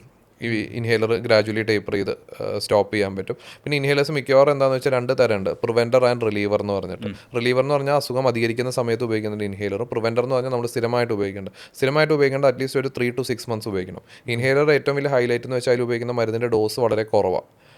അതായത് നമ്മളിപ്പോൾ കഴിക്കുന്നത് മില്ലിഗ്രാംസിലാണെങ്കിൽ നമ്മൾ ഇൻഹേലർ ഉപയോഗിക്കുന്നത് മൈക്രോഗ്രാംസിലാണ്. അപ്പോൾ അത്രയും കുറവ്. അപ്പോൾ അതുകൊണ്ട് തന്നെ അത് പ്രോപ്പറായിട്ട് മരുന്ന് നമ്മുടെ ലങ്സിലൊക്കെ എത്തണമെങ്കിൽ ഒരു 3 to 6 months കണ്ടിന്യൂസ്ലി യൂസ് ചെയ്താലാണ് ലങ്സിൽ ആ ഒരു എഫക്റ്റ് അതിൻ്റെ കണ്ടു തുടങ്ങാം. അപ്പോൾ ഗ്രാജുവലി ഡോക്ടേഴ്സ് പറയുന്ന അനുസരിച്ചിട്ട് അത് കുറച്ച് കൊണ്ടുവരാൻ പറ്റുന്നതിൽ ഏറ്റവും ബെസ്റ്റ് ഓപ്ഷൻ എന്ന് പറയുന്നത് ഇമ്മ്യൂണോതെറാപ്പിയാണ്. രണ്ടാമത് നമ്മൾ സ്കിൻ പ്രിക് ടെസ്റ്റ് ചെയ്ത് ഏതൊക്കെ അലർജൻസിനോട് സെൻസിറ്റിവിറ്റി എന്ന് കണ്ടുപിടിച്ചാൽ നമുക്കത് ഒഴിവാക്കാം. ആ അലർജൻസിനോടുള്ള എക്സ്പോഷർ കുറച്ച് കഴിഞ്ഞാൽ നമുക്ക് എന്ത് പറ്റും, ഇൻഹേലേഴ്സിൻ്റെ ഉപയോഗം കുറച്ച് കൊണ്ടുവരാൻ പറ്റും. പിന്നെ ഡെഫിനറ്റ്ലി ആസ്മ എക്സാസർബേഷൻസ് ഫ്രീക്വൻ്റ്ലി വരുന്ന ആൾക്കാർ എപ്പോഴും റെസ്ക്യൂ ഇൻഹേലേഴ്സ് കയ്യിൽ കരുതണം. എപ്പോഴും അതൊരു ലൈഫ് സേവിങ് ആണ്, അത് ഡെഫിനറ്റ്ലി കരുതണം. ഓക്കെ. ഇപ്പോൾ കുറേ പേര് പേഷ്യൻസ് ആയിട്ട് വരുന്നവരുണ്ടാവും, കുറേ ആളുകൾ ഡോക്ടേഴ്സിനോട് ചോദിക്കുന്നതുണ്ടാവും. ഇതിൽ കേട്ടിട്ടുള്ളതിൽ വെച്ചിട്ട് ഡോക്ടർ അറിഞ്ഞിട്ടുള്ളതിൽ വെച്ചിട്ട് ഏറ്റവും ബിഗ്ഗസ്റ്റ് മിത്ത് ഈ അലർജിയെ പറ്റി എപ്പോഴും പറഞ്ഞു കേട്ടിട്ടുള്ള സംഗതി എന്താ? ട്രീറ്റ്മെൻറ്റ് എനിക്ക് തോന്നുന്നത് അത് ഞാൻ നേരത്തെ പറഞ്ഞിട്ടുള്ള കാര്യം തന്നെയാണ്. IG ടെസ്റ്റ് ചെയ്ത് അലർജി കണ്ടുപിടിക്കാം. അതാണ് എൻ്റെ ഒരു അനുഭവത്തിൽ ഏറ്റവും വലിയ മിത്തായിട്ട് എനിക്ക് തോന്നുന്നത്. ആൾക്കാർ നമ്മൾ ഏറ്റവും കൂടുതൽ യൂസ് ചെയ്യുന്നതും മിസ്യൂസ് ചെയ്യുന്നതും IG ടെസ്റ്റ് തന്നെയാണ്. IG ടെസ്റ്റ് ചെയ്താൽ എല്ലാം കണ്ടുപിടിക്കാം എന്നുള്ളതാണ് എനിക്ക് തോന്നിയിട്ടുള്ള ഏറ്റവും വലിയ മിത്ത്. പിന്നെ കണ്ടിട്ടുള്ള മിത്ത് ഈ ഇൻഹേലേഴ്സ് ഉപയോഗിച്ച് അഡിക്ഷൻ വരും എന്ന് പറയുന്നത്. ഇൻഹേലേഴ്സ് ഉപയോഗിച്ച് അഡിക്ഷൻ വരുന്നതല്ല. ഇൻഹേലേഴ്സ് പ്രോപ്പർ രീതിയിൽ ഉപയോഗിച്ച് കഴിഞ്ഞാൽ നമുക്കൊരു 80% ആൾക്ക് ഇപ്പം ഞങ്ങൾക്കൊക്കെ ഇതായിട്ട് പറയാം. ഇപ്പം ഞങ്ങൾക്ക് ഒരു maybe we have treated more than 2,000-2,500 asthma patients last 1 year മാത്രം. ലാസ്റ്റ് 1 year നമ്മൾ അത്രയും പേഷ്യൻസ് നമ്മൾ ട്രീറ്റ് ചെയ്തു. അല്ലെങ്കിൽ 80% ആൾക്കാർക്ക് നമുക്ക് ഇൻഹേലേഴ്സ് 3 months 4 months കഴിഞ്ഞപ്പോൾ നമുക്ക് കുറയ്ക്കാൻ പറ്റിയിട്ടുണ്ട്. അല്ലെങ്കിൽ ഒരു മെജോറിറ്റി ആൾക്കാർക്ക് അത് നിർത്താൻ പറ്റിയിട്ടുണ്ട്. അപ്പോൾ അത് അഡിക്ഷനൊന്നും ഉണ്ടാക്കില്ല. That is absolutely another misconception. അതാണ് പിന്നെ വേറൊരു, അല്ലെങ്കിൽ ഇൻഹേലേഴ്സ് നേസൽ സ്പ്രേ ഒക്കെ കാട് നല്ലത് ഗുളികകളാണ് എന്നുള്ളൊരു ചിന്ത. പക്ഷേ ഗുളികകളാണ് ശരീരത്തിൽ പോയിട്ട് എല്ലാ അവയവങ്ങളിലേക്കും അത് പോകും, ആവശ്യമുള്ള അവയവങ്ങളിലേക്കും പോകും. ഇപ്പോൾ നിങ്ങൾക്ക് ലങ്സിൽ മാത്രമേ പ്രശ്നമുള്ളൂന്നുണ്ടെങ്കിൽ ഗുളിക കഴിച്ചാൽ ഗുളികയുടെ എഫക്റ്റ് എല്ലാ അവയവത്തിലും ഉണ്ടാവും. അപ്പോൾ അതാണ് വേറൊരു മിസ്കൺസെപ്ഷൻ, ഗുളികയാണ് ബെറ്റർ എന്നുള്ളത്. ഡെഫിനറ്റ്ലി നോട്ട്, ഗുളികയല്ല ബെറ്റർ. പിന്നെ ലൈഫ് ലോങ് മോണ്ടിലൂക്കാസ്റ്റ് എന്നൊക്കെ പറഞ്ഞ മരുന്നുകൾ കഴിച്ചുകൊണ്ടിരിക്കുന്നത് ബെറ്റർ എന്ന് ചിന്തിക്കുന്നവരുണ്ട്. അപ്പോൾ അതൊക്കെയാണ് ഞാൻ കേട്ടിട്ടുള്ളതിൽ മിത്സ് എന്ന് പറയുന്നത്. പക്ഷേ IG ആണ് അതിലെ ഹീറോ. ഇന്നത്തെ ഹീറോ ആരാന്ന് ചോദിച്ചാൽ IG ആണ് എന്ന് പറഞ്ഞ പോലെ ആ മിത്തിലും ഹീറോ IG തന്നെയാണ്. ഓക്കെ. ഇതിപ്പോൾ ഇമ്മ്യൂണോതെറാപ്പി എടുക്കുന്ന ഒരാൾ എന്തൊക്കെ കാര്യങ്ങളാണ് ലേൺ ചെയ്യണം എന്നാണ് എപ്പോഴും പേഷ്യൻസിനോട് പറഞ്ഞു കൊടുക്കുക? എന്തൊക്കെ കാര്യങ്ങൾ ശ്രദ്ധിക്കണം എന്നുള്ളൊരു ഇമ്മ്യൂണോതെറാപ്പിയിൽ നമ്മൾ യൂഷ്വലി നിങ്ങളുടെ റൊട്ടീൻ ആക്ടിവിറ്റീസ് ഒക്കെ സാധാരണ പോലെ ചെയ്യാം. അത് ഇന്നത് അവോയ്ഡ് ചെയ്യണം. അങ്ങനെ യൂഷ്വലി നമ്മൾ രാവിലെ എഴുന്നേറ്റിട്ട് സബ്ലിംഗ്വൽ ആണെന്നുണ്ടെങ്കിൽ നിങ്ങൾക്ക് വീട്ടിൽ നിന്ന് തന്നെ എടുക്കാം. ഫ്രിഡ്ജിൽ വെക്കണം മെഡിസിൻസ്. കസ്റ്റമൈസ്ഡ് ആണെന്നുണ്ടെങ്കിൽ നിങ്ങൾ രാവിലെ എഴുന്നേക്കാം, വായ കഴുകിയിട്ട് അപ്പോൾ തന്നെ നാവിൻ്റെ അടിയിൽ എത്ര ഡ്രോപ്സ് ആണോ പറഞ്ഞിരിക്കുന്നത് ആ ഡ്രോപ്സ് ഇട്ടിട്ട് ഒരു 15 minutes റെസ്റ്റ് എടുത്തിട്ട് you can go and do your normal work. ബാക്കി ഭക്ഷണം കഴിക്കലും ബാക്കി കാര്യങ്ങളും എവറിത്തിങ് ക്യാൻ ബി നോർമൽ. കുട്ടികൾക്ക് ആസ് ലോ ആസ് 5 years എടുക്കാം. വേറെ റെസ്ട്രിക്ഷൻസ് ഒന്നുമില്ല. ഇമ്മ്യൂണോതെറാപ്പിയുടെ ഹൈലൈറ്റ് അതാണ്. ഈവൻ ഗർഭിണികൾക്ക് വരെ ഇമ്മ്യൂണോതെറാപ്പി എടുക്കാം. അപ്പോൾ ഈ ഇമ്മ്യൂണോതെറാപ്പി എടുത്തു കഴിഞ്ഞാൽ എത്ര നാൾ കൊണ്ട് നമുക്കപ്പോൾ ഒരു സിംറ്റമാറ്റിക്, അതായത് ലക്ഷണങ്ങളുടെ കുറവ് നമുക്കൊരു 6 months 7 months കൊണ്ട് തന്നെ ലക്ഷണങ്ങൾ കുറഞ്ഞു തുടങ്ങും. At the end of 1 year നല്ല രീതിയിൽ സിംറ്റംസ് കുറയും. മിക്കവർക്കും ഇൻഹേലേഴ്സ് സ്പ്രേസൊക്കെ നമുക്ക് ഏറെക്കുറെ നിർത്താൻ തന്നെ പറ്റും. ഓൺലി തിങ് ഒരു പ്രോപ്പർ റെക്കഗ്നൈസ് സെൻറ്ററിൽ നിന്ന് നിങ്ങൾ ഇമ്മ്യൂണോതെറാപ്പി സ്റ്റാർട്ട് ചെയ്യും. ഇമ്മ്യൂണോതെറാപ്പി എപ്പോഴും ഒരു ഐഡിയൽ കാൻഡിഡേറ്റിനെ നമ്മൾ സെലക്ട് ചെയ്യണം. ആരാണ് ഐഡിയൽ കാൻഡിഡേറ്റ്? അതാണ് അടുത്ത ക്വസ്റ്റ്യൻ. അതായത് സ്കിൻ പ്രിക് ടെസ്റ്റ് ചെയ്തിട്ട് കറക്റ്റായിട്ട് പോസിറ്റിവിറ്റി കിട്ടി. ആ പോസിറ്റിവിറ്റി കിട്ടിയത് ഹിസ്റ്ററി ആയിട്ട് കോറിലേറ്റ് ചെയ്യുന്നുണ്ട്. അത് പേഷ്യൻറ്റ് പറയുന്ന കാര്യം. ഇപ്പോൾ നിങ്ങൾക്കൊരു IG ടെസ്റ്റ് ചെയ്ത് ഈ സ്കിൻ പ്രിക് ടെസ്റ്റ് ചെയ്തിട്ട് പോസിറ്റീവ് കിട്ടിയെന്ന് വെച്ചിട്ട് നിങ്ങൾ നേരെ പോയിട്ട് ഇമ്മ്യൂണോതെറാപ്പി ചെയ്യേണ്ട ആവശ്യമില്ല. ഇപ്പോൾ ഗദ്ദാഫിക്ക് സ്കിൻ ടെസ്റ്റ് ചെയ്യുമ്പോൾ ചിലപ്പോൾ കുറേ അലർജൻസ് എന്തുണ്ടാവും, പോസിറ്റീവ് ഉണ്ടാവും. ഗദ്ദാഫിക്ക് അലർജി സിംറ്റംസ് ഇല്ല. പൊടിയിൽ പോകുമ്പോൾ പ്രശ്നമില്ലെങ്കിൽ എന്ത് ചെയ്യേണ്ട ആവശ്യമില്ല, ഇമ്മ്യൂണോതെറാപ്പി ചെയ്യേണ്ട ആവശ്യമില്ല. സ്കിൻ പ്രിക് ടെസ്റ്റ് ചെയ്തിട്ട് അത് പോസിറ്റീവ് ആവുകയാണെന്നുണ്ടെങ്കിൽ എന്താ ചെയ്യേണ്ടതെന്ന് വെച്ചാൽ നമ്മൾ പേഷ്യൻറ്റിനോട് ഡിസ്കസ് ചെയ്യും. നിങ്ങൾക്ക് എന്തെങ്കിലും ആ ഒരു ഹിസ്റ്ററി ആയിട്ട് ആ ഒരു ഹിസ്റ്ററി കോറിലേഷൻ ഉണ്ടെങ്കിൽ മാത്രമേ നമ്മൾ ഒരു ഐഡിയൽ കാൻഡിഡേറ്റിനെ എടുത്തിട്ട് നമ്മൾ ഇമ്മ്യൂണോതെറാപ്പി ചെയ്താൽ നല്ല റിസൾട്ട്സ് കിട്ടും. വെറുതെ ലെഫ്റ്റ് ആൻഡ് റൈറ്റ് വരുന്നവർക്കൊക്കെ വിളിച്ച് കൊടുക്കേണ്ട ഒരു സാധനമല്ല. You should select another, your doctor should be capable to select ideal candidate. Ideal കാൻഡിഡേറ്റിനെ സെലക്ട് ചെയ്തിട്ട് ഇമ്മ്യൂണോതെറാപ്പി കൊടുത്താൽ results will be excellent. Okay. ഇതിപ്പോൾ ഞാൻ കുറച്ച് നേരത്തെ പറഞ്ഞ പോലെ നമ്മുടെ ആക്ടർ ദേവന്റെ വൈഫ് മരണം അടഞ്ഞതിനെ നമ്മൾ ഇതിനു മുമ്പ് ഡിസ്കസ് ചെയ്തല്ലോ. അദ്ദേഹം ഒരു കമന്റ് പറയുണ്ടായിരുന്നു, അതായത് ഐസ്ക്രീം അലർജിക് ആയതുകൊണ്ട് ഐസ്ക്രീം കഴിച്ചിട്ടാണ് മരണം ഉണ്ടായത് എന്നൊക്കെ.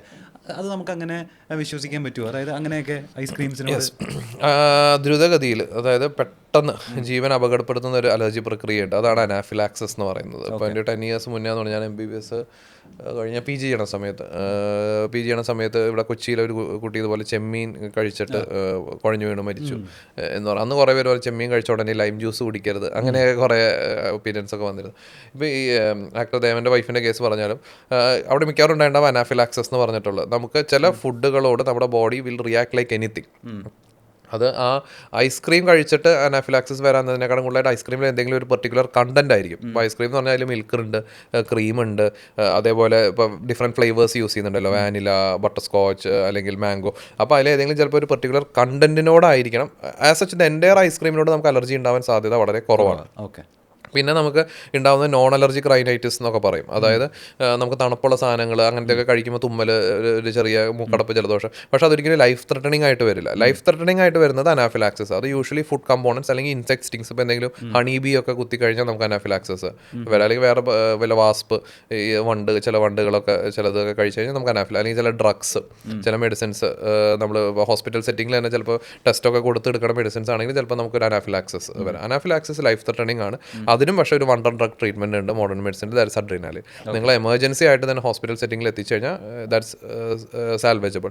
ശരിക്കും പറഞ്ഞു കഴിഞ്ഞാൽ യൂഷ്വലി ഇങ്ങനത്തെ സിംറ്റം ഉള്ള ഒരാൾക്ക് നമ്മൾ എപ്പിപ്പെൻ കൊടുക്കും. എനിക്ക് അറിഞ്ഞുകൊണ്ട് എനിക്ക് തോന്നുന്നു ഞാൻ ആ വീഡിയോ കണ്ടിരുന്നു. സത്യം പറഞ്ഞു എനിക്ക് അവർ ചെന്നൈയിലോ എവിടെയാണ് ഇനീഷ്യൽ എപ്പിസോഡ് ഉണ്ടായത്. But it's quite surprising to me. ആളെപ്പോലെ കാലിബറുള്ള ഒരാൾക്കായതുകൊണ്ട് why they have not recommended EpiPen. ശരിക്കും പറഞ്ഞാൽ എപ്പിപ്പെൻ എന്ന് പറഞ്ഞിട്ടുള്ളൊരു വണ്ടർ ട്രീറ്റ്മെൻറ്റ് ഉണ്ട്. ഇപ്പോൾ അത് അനാഫിലാക്സിസ് ആണെങ്കിൽ നമുക്ക് എപ്പിപ്പെൻ എന്ന് പറയുന്നത് കുറച്ച് കോസ്റ്റ്ലിയാണ്. ശരിക്കും ഇമ്പോർട്ടഡ് ആയിട്ടുള്ള എപ്പിപ്പെന്നെ നമുക്ക് ഇവിടെ അവൈലബിൾ ആയിട്ടുള്ളത് ഓൾമോസ്റ്റ് ഒരു ഇഞ്ചക്ഷന് 14,000 വരും. അതെങ്ങനെയാണെന്ന് വെച്ചാൽ നമ്മുടെ പേന പോലത്തെ ഒരു സാധനം.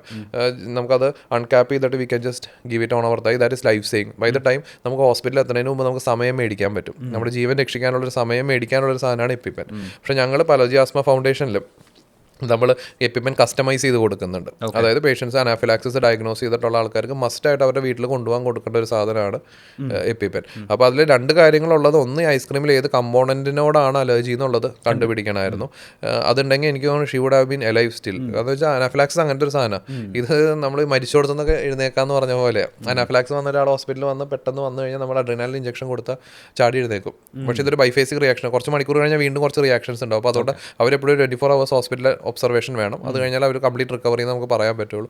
പക്ഷേ അഡ്രിനാലിൻ ഇഞ്ചക്ഷൻ എപ്പിപ്പെൻ എന്നാണ് നമ്മൾ. എപ്പിപ്പെൻ അത് ഓട്ടോ ഇഞ്ചക്ടറാണ്. നമ്മൾ അൺക്യാപ്പ് ചെയ്ത് ഇങ്ങനെ. അപ്പോൾ നമ്മൾ അലർജി ആസ്മ ഫൗണ്ടേഷനിൽ അത് കസ്റ്റമൈസ് ചെയ്ത് 300 രൂപയ്ക്ക് നമ്മൾ കൊടുക്കുന്നുണ്ട്. എഡ്യൂക്കേറ്റ് ചെയ്ത് നമ്മൾ കൊടുക്കുന്നുണ്ട് അതെങ്ങനെ ഉപയോഗിക്കേണ്ടത്. അത് ഇപ്പോൾ ഒരു വർക്കിന് പോകുന്ന ഒരാളാണെങ്കിൽ നമ്മൾ പറയും വീട്ടിൽ ഒരെണ്ണം വേണം, ട്രാവൽ ബാഗിൽ ഒരെണ്ണം വേണം, ജോലി സ്ഥലത്ത് ഒരെണ്ണം വേണം. എപ്പോഴും നമുക്കറിയില്ല. ഇപ്പോൾ പീനട്സ് ഒക്കെ ഏറ്റവും കോമൺ ആയിട്ട് അലർജി ഉണ്ടാക്കുന്ന കുറച്ച് വസ്തുക്കളാണ് ഈ ഷെൽഫിഷ്, ചെമ്മീൻ, ഞണ്ട്, അങ്ങനത്തെ സാധനങ്ങൾ. അതേപോലെ peanuts, nuts, walnut, peanut, cashew nut. അങ്ങനെ അപ്പോൾ ഇങ്ങനത്തെ ഏതിലൊക്കെ ഉള്ളതെന്ന് നമുക്ക് അറിയാൻ പറ്റില്ല. അപ്പോൾ ആക്സിഡൻ്റൽ ഇൻടേക്ക്, പ്രത്യേകിച്ച് കുട്ടികൾക്ക് ആക്സിഡൻ്റൽ ഇൻടേക്ക് ഭയങ്കര കോമൺ ആണ്. അപ്പോൾ അങ്ങനത്തെ സാഹചര്യത്തിൽ എപ്പിപ്പെൻ ഉണ്ടെന്നുണ്ടെങ്കിൽ that is going to save your life. ഇപ്പോൾ ഡോക്ടർ പറഞ്ഞ പോലെ നമ്മളെപ്പോഴും കേട്ടിട്ടുള്ള സാധനമാണ് ചെമ്മീൻ വില്ലനാവുന്നത്, പീനട്ട്, അതുപോലെ തന്നെ ഞണ്ട്, ഇതൊക്കെ ഭയങ്കര റിയാക്ട് ചെയ്യുന്നത്. എന്തുകൊണ്ടാണ് ഇത്തരം സാധനങ്ങളിലൊക്കെ കൂടുതൽ വില്ലനാവുന്നത് അലർജിക് ആയിട്ടുള്ള ആൾക്കാർക്ക് ഭയങ്കര പ്രശ്നം? അത് ചില ഇപ്പോൾ ഏറ്റവും ഒരു 90% അലർജി ഉണ്ടാക്കുന്നത് കുട്ടികളിലാണെങ്കിലും അഡൽസിനാണെങ്കിലും egg, milk, wheat, peanut and other nuts, peanut and other tree nuts എന്ന് പറയുന്നത് നമ്മൾ, അല്ലെങ്കിൽ ഷെൽഫിഷ്. ഇതെന്താണെന്ന് വെച്ചാൽ ഇത് അലർജി ഉണ്ടാക്കുന്നത് ഇതിൻ്റെ ഉള്ളിലൊക്കെയുള്ള ചില പ്രോട്ടീൻസ്, ചില ആൻറ്റിജനിക് കമ്പോണൻസ്, അതാണ് ഇതിനൊക്കെ അലർജി ഉണ്ടാക്കുന്ന വസ്തു. അപ്പോൾ അതിലുള്ള ചില മൈക്രോസ്കോപ്പിക് ആയിട്ടുള്ള ആൻറ്റിജനിക് കമ്പോണൻസിന് നമ്മുടെ ബോഡിയുടെ ഒരു IgE എന്ന് പറഞ്ഞിട്ടുള്ളൊരു മോളിക്യൂളുണ്ട്. അതിൻ്റെ റിസപ്റ്റേഴ്സിന് ഭയങ്കര എളുപ്പത്തിൽ പോയി അറ്റാച്ച് ചെയ്യാവുന്ന ഒരു സ്ട്രക്ചറാണ് ഈ പറഞ്ഞ വസ്തുക്കളിലൊക്കെ ഉള്ളത്. പക്ഷേ ഇപ്പോൾ കൂടുതലായിട്ട് ഇപ്പോൾ നമ്മുടെ എള്ളുണ്ടല്ലോ, സെസമി എന്ന് പറയും, പിന്നെ അതേപോലെ കിവി ഫ്രൂട്ട്, ഇതിനോടൊക്കെ ഇപ്പോൾ അലർജി ഇങ്ങനെ പുതിയ പുതിയ അലർജീസ് വരുന്നുണ്ട്. അതായത് നമ്മളിപ്പോൾ കൂടുതൽ സാധനങ്ങളിലേക്ക് എക്സ്പോസ്ഡ് ആകുമ്പോൾ കൂടുതൽ അലർജീസ് വരുന്നുണ്ട്. ഒന്ന്, അലർജികൾ കൂടണതിൻ്റെ ഒരു കാരണം അലർജിയുടെ ഡിറ്റക്ഷൻ കൂടുന്നതുകൊണ്ടാണ്, കൂടുതൽ കണ്ടുപിടിക്കപ്പെടുന്നുണ്ട്. പിന്നെ ആൾക്കാർ ഇപ്പോൾ ഈ നട്ട്സൊക്കെ കഴിച്ചിട്ട് ഇപ്പോൾ ഹെൽത്തി ലൈഫിലേക്കൊക്കെ ഭയങ്കരമായിട്ട് പോകുന്നു. അപ്പോൾ പണ്ടത്തെക്കാളും കൂടുതലൊക്കെ എനിക്ക് തോന്നുന്നു നട്ട്സൊക്കെ. അപ്പോൾ ഇതിൻ്റെ ഉള്ളിലൊക്കെയുള്ള ചില protein structures are very much font. അതായത് നമ്മുടെ ശരീരത്തിൽ IgE മോളിക്യൂളിന് ഭയങ്കര ഇഷ്ടപ്പെട്ട കുറച്ച് സാധനങ്ങൾ. അപ്പോൾ അതുകൊണ്ട് അത് പെട്ടെന്ന് റിയാക്ട് ചെയ്യും. അതുകൊണ്ടാണ് ഈ സാധനങ്ങളോട് കോമൺ 90% ഇപ്പോൾ ഞാൻ പറഞ്ഞ സാധനങ്ങളോടാണ് അലർജി ഏറ്റവും കോമൺ. ഇതിലാണ് ഏറ്റവും സിവിയർ ആയിട്ടുള്ള ഫോമാണ് അനാഫിലാക്സിസ്. എല്ലാവർക്കും വരണം എന്നില്ല. പക്ഷേ അനാഫിലാക്സിസ് ഭയങ്കര പ്രശ്നം എന്ന് വെച്ചാൽ ഒരു ചെറിയ ക്വാണ്ടിറ്റി മതി നമ്മുടെ പണി തീരാൻ. അപ്പോൾ അതുകൊണ്ട് എന്തിനോടാണ് അലർജി എന്നുള്ളത് കണ്ടുപിടിച്ച് വെക്കേണ്ടതും എപ്പിപ്പെൻ കയ്യിൽ ക്യാരി ചെയ്യേണ്ടത് അനാഫിലാക്സിസ് ഉള്ളവർക്ക് മസ്റ്റാണ്. അപ്പോൾ ഒരു ഡൗട്ട് ചോദിച്ചോട്ടെ, ഇപ്പോൾ ചെമ്മീൻ കഴിക്കാൻ പാടില്ലാത്ത ഒരാൾ ചെമ്മീൻ കഴിച്ചു, അപ്പോൾ തന്നെ എപ്പിപ്പെൻ കഴിച്ചു കഴിഞ്ഞാൽ നമ്മൾ മനസ്സിലാക്കിയത് പ്രശ്നമുണ്ടെന്ന് കഴിച്ചു കഴിഞ്ഞാൽ ആ എപ്പിപ്പെൻ കഴിച്ചു കഴിഞ്ഞാൽ അപ്പോൾ എത്ര നേരം കൊണ്ടത്? എപ്പിപ്പെൻ എടുത്തു കഴിഞ്ഞാൽ ഒരു 10 minutes 15 minutes റെസ്പോണ്ട് ചെയ്യേണ്ടതാണ്. നമ്മൾ എപ്പിപ്പെൻ എടുത്തിട്ട് നേരെ മറ്റേ ഇതുണ്ടല്ലോ നമ്മുടെ മിന്നാരത്തിലെ ജഗതി അതെന്താ പറയണം, സൈറൻ. ഇത് ചെമ്മീൻ അലർജി ഉണ്ടെന്ന് അറിഞ്ഞോണ്ട് അവൻ പോയി ചെമ്മീൻ കഴിക്കാന്നുണ്ടെങ്കിൽ അവൻ സൈറൻ ഇടണം. ആ സ്പോട്ടിൽ അവൻ വിളിക്കുക, സൈറൻ ഇടാ പോവാന്നുള്ളതേ ചെയ്യാറുള്ളൂ. അല്ലാതെ വെറുതെ സമയം കളഞ്ഞിട്ട് കാര്യമല്ല. എപ്പിപ്പെൻ എടുത്താൽ ഞാൻ വല്ല റിലാക്സ്, ഞാൻ പറയാം ഇതിന്റെ ബൈഫേസിക് റിയാക്ഷൻ ഒക്കെ ഉണ്ട്. അപ്പോൾ ഒരു സമയം നിങ്ങൾക്ക് ഹോസ്പിറ്റലിൽ തന്നെ, എനിക്ക് തോന്നുന്നു എൻ്റെ ഒരു കോട്ടയത്തുള്ളൊരു പേഷ്യൻറ്റ് ഒരു 6 months മുന്നേ വിളിച്ചപ്പോഴേ പുള്ളിക്ക് നമ്മൾ ഇതുപോലെ എപ്പിപ്പെനൊക്കെ കൊടുത്ത് വിട്ടതാണ്. അപ്പോൾ പുള്ളി പറയായിരുന്നു പുള്ളിക്ക് ഇതേപോലെ എന്തോ അബദ്ധവശാൽ പീനട്ട് അലർജിയാണ് പുള്ളിക്ക്. അബദ്ധവശാൽ വേറെ പുള്ളി മനഃപൂർവ്വം ആരും കഴിക്കില്ല, അബദ്ധവശാൽ എന്തോ ഒരു ബിസ്ക്കറ്റോ എന്തോ കഴിച്ചപ്പോൾ അതിൽ പീനട്ട് വന്നു. പുള്ളിക്ക് ഇത് തോന്നി, പ്രശ്നമാണെന്ന് തോന്നി. പുള്ളി പക്ഷേ ജഗതിയുടെ പോലെ ഇട്ടു, സംഭവം ഇട്ടു, ആംബുലൻസ് വിളിച്ചു. പുള്ളി ഭയങ്കര അവെയർ ഇതിനെപ്പറ്റി, കാരണം പുള്ളിക്ക് അറിയാം അതിൻ്റെ ബുദ്ധിമുട്ട്. ആംബുലൻസ് പോയിട്ട് കറക്റ്റ് ട്രാഫിക് ബ്ലോക്കിൽ പെട്ടുപോയി. പുള്ളിയുടെ കയ്യിൽ എപ്പിപ്പെൻ ഉണ്ടായിരുന്നു, പുള്ളി അത് എടുത്ത് ഉപയോഗിച്ചു. അതുകൊണ്ട് he could save his life. പുള്ളി ഒരു വീഡിയോ അത് കഴിഞ്ഞ വീഡിയോ ഇത് ഞങ്ങൾക്ക് ഇതുണ്ട്, മറ്റേ ഓൺലൈൻ കൺസൾട്ടേഷൻ ഉണ്ട്. അപ്പോൾ പുള്ളി അതെടുത്ത് ഇത് താങ്ക്സ് പറയാൻ വേണ്ടിയിട്ട് എടുത്ത്, ഞാൻ എന്ത് പറ്റിയാവോ പുള്ളിക്ക് ഇതെന്ന് വിചാരിച്ചിട്ട് ഞാൻ ഓൺലൈൻ കൺസൾട്ടേഷൻ റിവ്യൂവിന് വന്നപ്പോൾ ഭയങ്കര പരിചയമുള്ള ആളാണ്. അപ്പോൾ നോക്കി കഴിഞ്ഞപ്പോൾ പുള്ളി പറഞ്ഞു thank you so much sir, ആ എപ്പിപ്പെൻ കയ്യിലുണ്ടായിരുന്നുകൊണ്ട് എന്ന് പറഞ്ഞല്ലോ. എപ്പിപ്പെൻ എടുത്തിട്ട് വീട്ടിലിരിക്കരുത്. അലർജിയുള്ള സാധനങ്ങൾ എപ്പോഴും ഒരു ടാഗ് ക്യാരി ചെയ്യണം, നമ്മളിത് അലർജി ഉള്ളത് ഒഴിവാക്കണം എന്നുള്ളത് ഇത് ചെയ്യണം. പിന്നെ എപ്പിപ്പെൻ്റെ നമ്മൾ യൂഷ്വലി ഒരു ID കാർഡ് കൊടുക്കാറുണ്ട്. എപ്പിപ്പെൻ കൊടുക്കുന്നതിൻ്റെ ഒപ്പം ഒരു ID കാർഡ് കൊടുക്കും. അപ്പോൾ ശരിക്കും ഈ കുഴഞ്ഞു വീണിരിക്കണമെന്ന് ചിലപ്പോൾ അറിയില്ല, അവന് ബോധം ഉണ്ടാവില്ല ഇത് പറയാൻ. അപ്പോൾ ഈ കാർഡ് ഉണ്ടെന്നുണ്ടെങ്കിൽ കാർഡ് എടുത്തിട്ട് അത് വായിച്ച് നോക്കി, ഞങ്ങൾ മലയാളത്തിലും ഇംഗ്ലീഷിലും നമ്മൾ എഴുതി കൊടുക്കുന്നത്, അത് നോക്കിയാൽ നമുക്ക് പെട്ടെന്ന് തന്നെ കൊടുക്കേണ്ടത് എങ്ങനെയാണെന്ന് കൂടെ ഉള്ളവർക്ക് മനസ്സിലാവുകയും ചെയ്യും. ഇതിപ്പോൾ ചില ആളുകൾ ഇപ്പോൾ ഡോക്ടർ പറയുമ്പോഴേ ഇപ്പോൾ സ്വെറ്റിനോടൊക്കെ അലർജിക് ആയിട്ടുള്ള അല്ലെങ്കിൽ സൺലൈറ്റിനോടൊക്കെ അലർജിക് ആയിട്ടുള്ള ആളുകളും കേസുകളൊക്കെ ഉണ്ടാവും.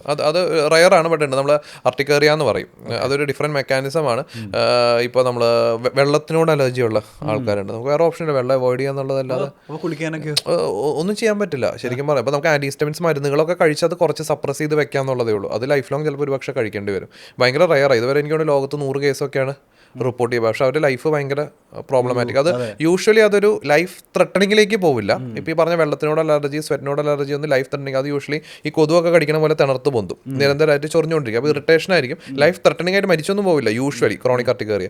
അപ്പോൾ അങ്ങനത്തെ കേസസിൽ അത് അവോയ്ഡൻസ് ഇസ് ദ റൂൾ. ഇപ്പോൾ തണുപ്പ് തട്ടിയ അലർജി ഉള്ള ആൾക്കാരുണ്ടാവും, അതിനെ നമ്മൾ കോൾഡ് അർട്ടിക്കേറിയ എന്ന് പറയും. വെയിലത്ത് പോയ അലർജി ഉള്ളത് നമ്മൾ സോളാർ അർട്ടിക്കേറിയ എന്ന് പറയും. അപ്പോൾ അത് വെയിൽ നമ്മൾ സൺസ്ക്രീനും കാര്യങ്ങളൊക്കെ ഉപയോഗിക്കുക, വെയിലുള്ള സമയത്ത് കഴിയുന്ന പുറത്തിറങ്ങാത്ത നോക്കുക. പക്ഷേ വെള്ളം ഭയങ്കര പ്രശ്നമാണ്, നമുക്കൊന്നും സിനിമയിലൊക്കെ ചുമ്മാ കളിയാക്കുമല്ലോ വെള്ളം അലർജിയാണ് എന്ന് പറഞ്ഞ പോലെ. അത് പക്ഷേ തമാശയല്ല, അത് ശരിക്കും അതുണ്ട്. ബട്ട് അത് ഭയങ്കര റയറാണ്. എനിക്ക് തോന്നുന്നു വി ഹാവ് 1 case ഓഫ് എക്വാജനിക് അർട്ടിക്കേറിയ. ഞങ്ങൾക്ക് ഒരു കേസ് ഉണ്ട് എക്വാജനിക് അർട്ടിക്കേറിയ. ഭയങ്കര റയറാണ്. നമ്മൾ യൂഷ്വലി ആൻറ്റിഹിസ്റ്റമിൻസ് കൊടുത്തിട്ടാണ് നമ്മളത് ട്രീറ്റ് ചെയ്യുക. അതായത് കണ്ടിന്യൂസ്ലി ലൈഫ് ലോങ് അവർ ആൻറ്റിഹിസ്റ്റമിൻസ് അലർജിയുടെ സിംറ്റംസ് പുറത്ത് വരാതിരിക്കാനുള്ള ഗുളികകൾ, സേഫറായിട്ടുള്ള ഗുളികകൾ നമ്മൾ കൊടുക്കും, അതുള്ളൂ അതിനുള്ളൂ. പക്ഷേ അത് അതിൻ്റെ ഒരു പോസിറ്റീവ് സൈഡ് എനിക്ക് തോന്നിയിട്ടുള്ളത്, അതൊരു ലൈഫ് ത്രെട്ടനിങ് അനാഫിലാക്സിസിലേക്ക് പോകാനുള്ള സാധ്യത വളരെ കുറവാണ്. എന്നാൽ പോലും അങ്ങനത്തെ ആൾക്കൊരു എപ്പിപ്പെൻ കയ്യിൽ ക്യാരി ചെയ്യുന്നത് വിൽ ബി എല്ലാ ദിവസവും ആൻറ്റിഹിസ്റ്റമിൻസ് എന്ന് പറയുന്നത് ലിവോസിട്രസൻ പോലത്തെ അങ്ങനത്തെ കോമൺലി കിട്ടുന്ന സേഫറായിട്ട് കഴിക്കാവുന്ന ഗുളികകളാണ്. അത് കഴിച്ചുകൊണ്ടിരിക്കാതുള്ള ഒരു ഓപ്ഷൻ ഉള്ളൂ, വേറെ ഓപ്ഷൻ ഇല്ല.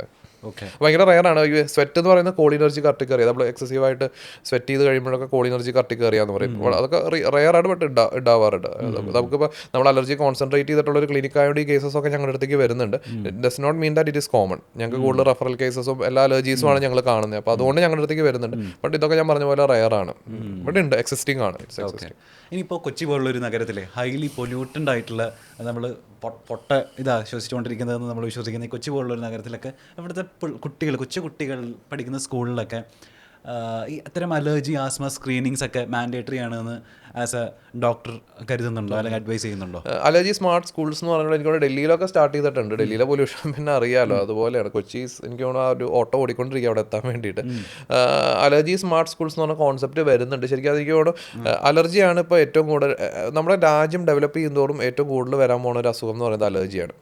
നമ്മൾ ഇതിനു മുമ്പ് ഡെവലപ്പിംഗ് കൺട്രി ആയിരുന്നു, അല്ലെങ്കിൽ നമ്മളൊരു അണ്ടർ ഡെവലപ്ഡ് കൺട്രി ആകുമ്പോൾ കൂടുതൽ ഇൻഫെക്ഷൻസ് വരാം. ഇനിയിപ്പോൾ അസുഖങ്ങളുടെ ആ ഒരു ട്രെൻഡ് മാറും. ഇനി ഇൻഫെക്ഷൻസിൽ നിന്നും കൂടുതലും അലർജിക് ഡിസീസസ് ആയിരിക്കും ഇനി കോമൺ ആവാം. അതിന് പല കാരണങ്ങളുണ്ട്. ഇപ്പോൾ ഹൈജീൻ ഹൈപ്പോത്തസിസ് എന്നൊക്കെ പറയും.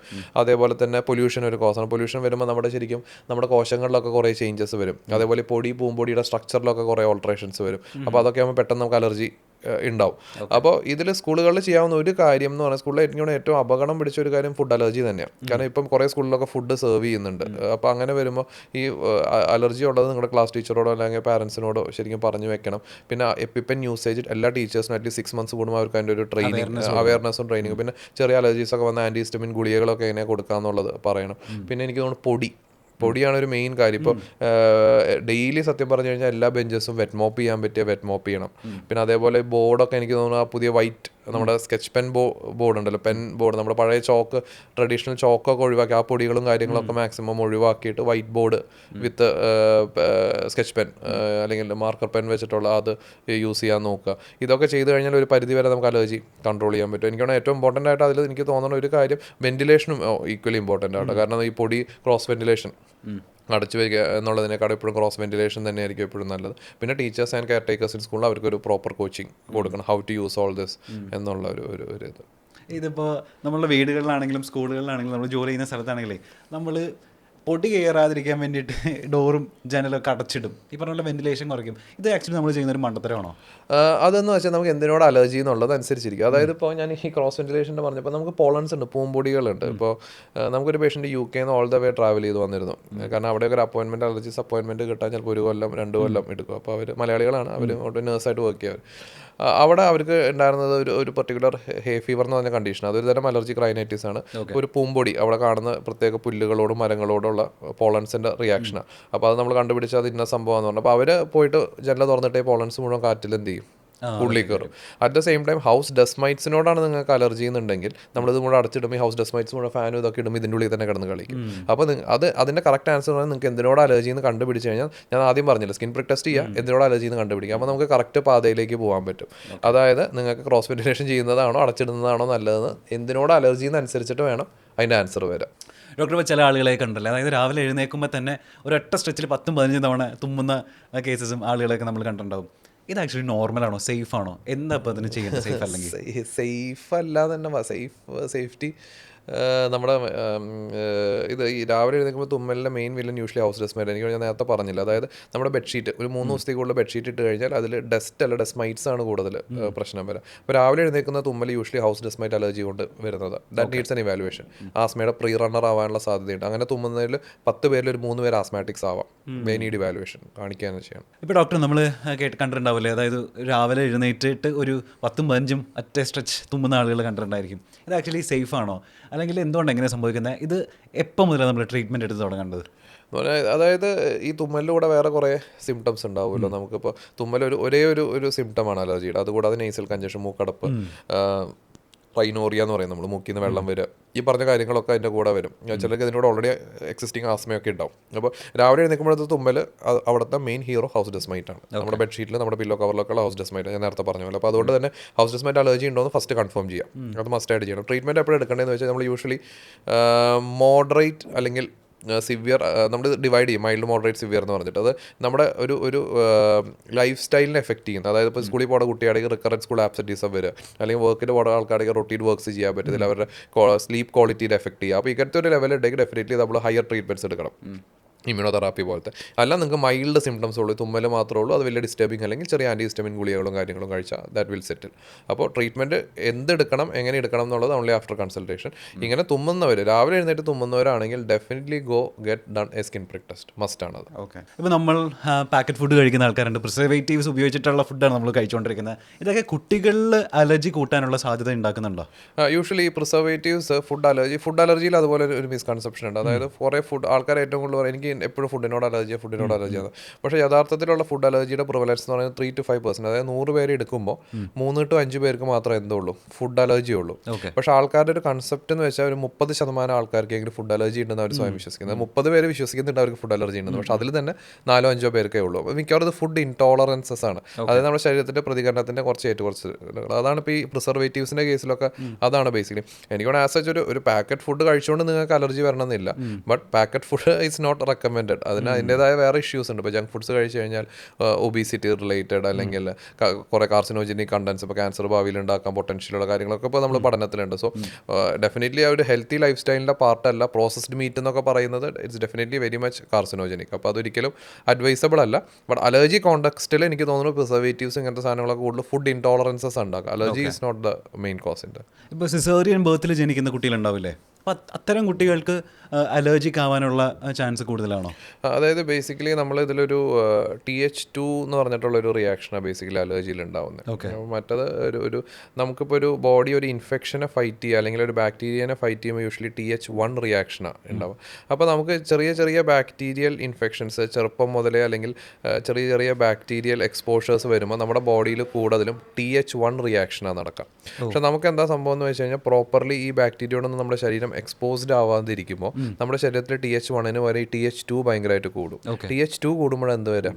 അലർജി വരാം. അപ്പോൾ it starts right from your delivery. Normal ഡെലിവറിയുടെ സമയത്ത് കുറേ ബാക്ടീരിയയ്ക്കൊക്കെ നമ്മുടെ ബോഡി നോർമലി എക്സ്പോസ്ഡ് ആവും. CS-ലൊക്കെ ആകുമ്പോൾ ഭയങ്കര സ്റ്റെറൈൽ പ്രിക്കോഷൻസിൽ ചെയ്യുമ്പോൾ ആ ഒരു ബാക്ടീരിയയോടൊന്നും കുഞ്ഞുങ്ങളുടെ ശരീരം എക്സ്പോസ്ഡ് ആവില്ല.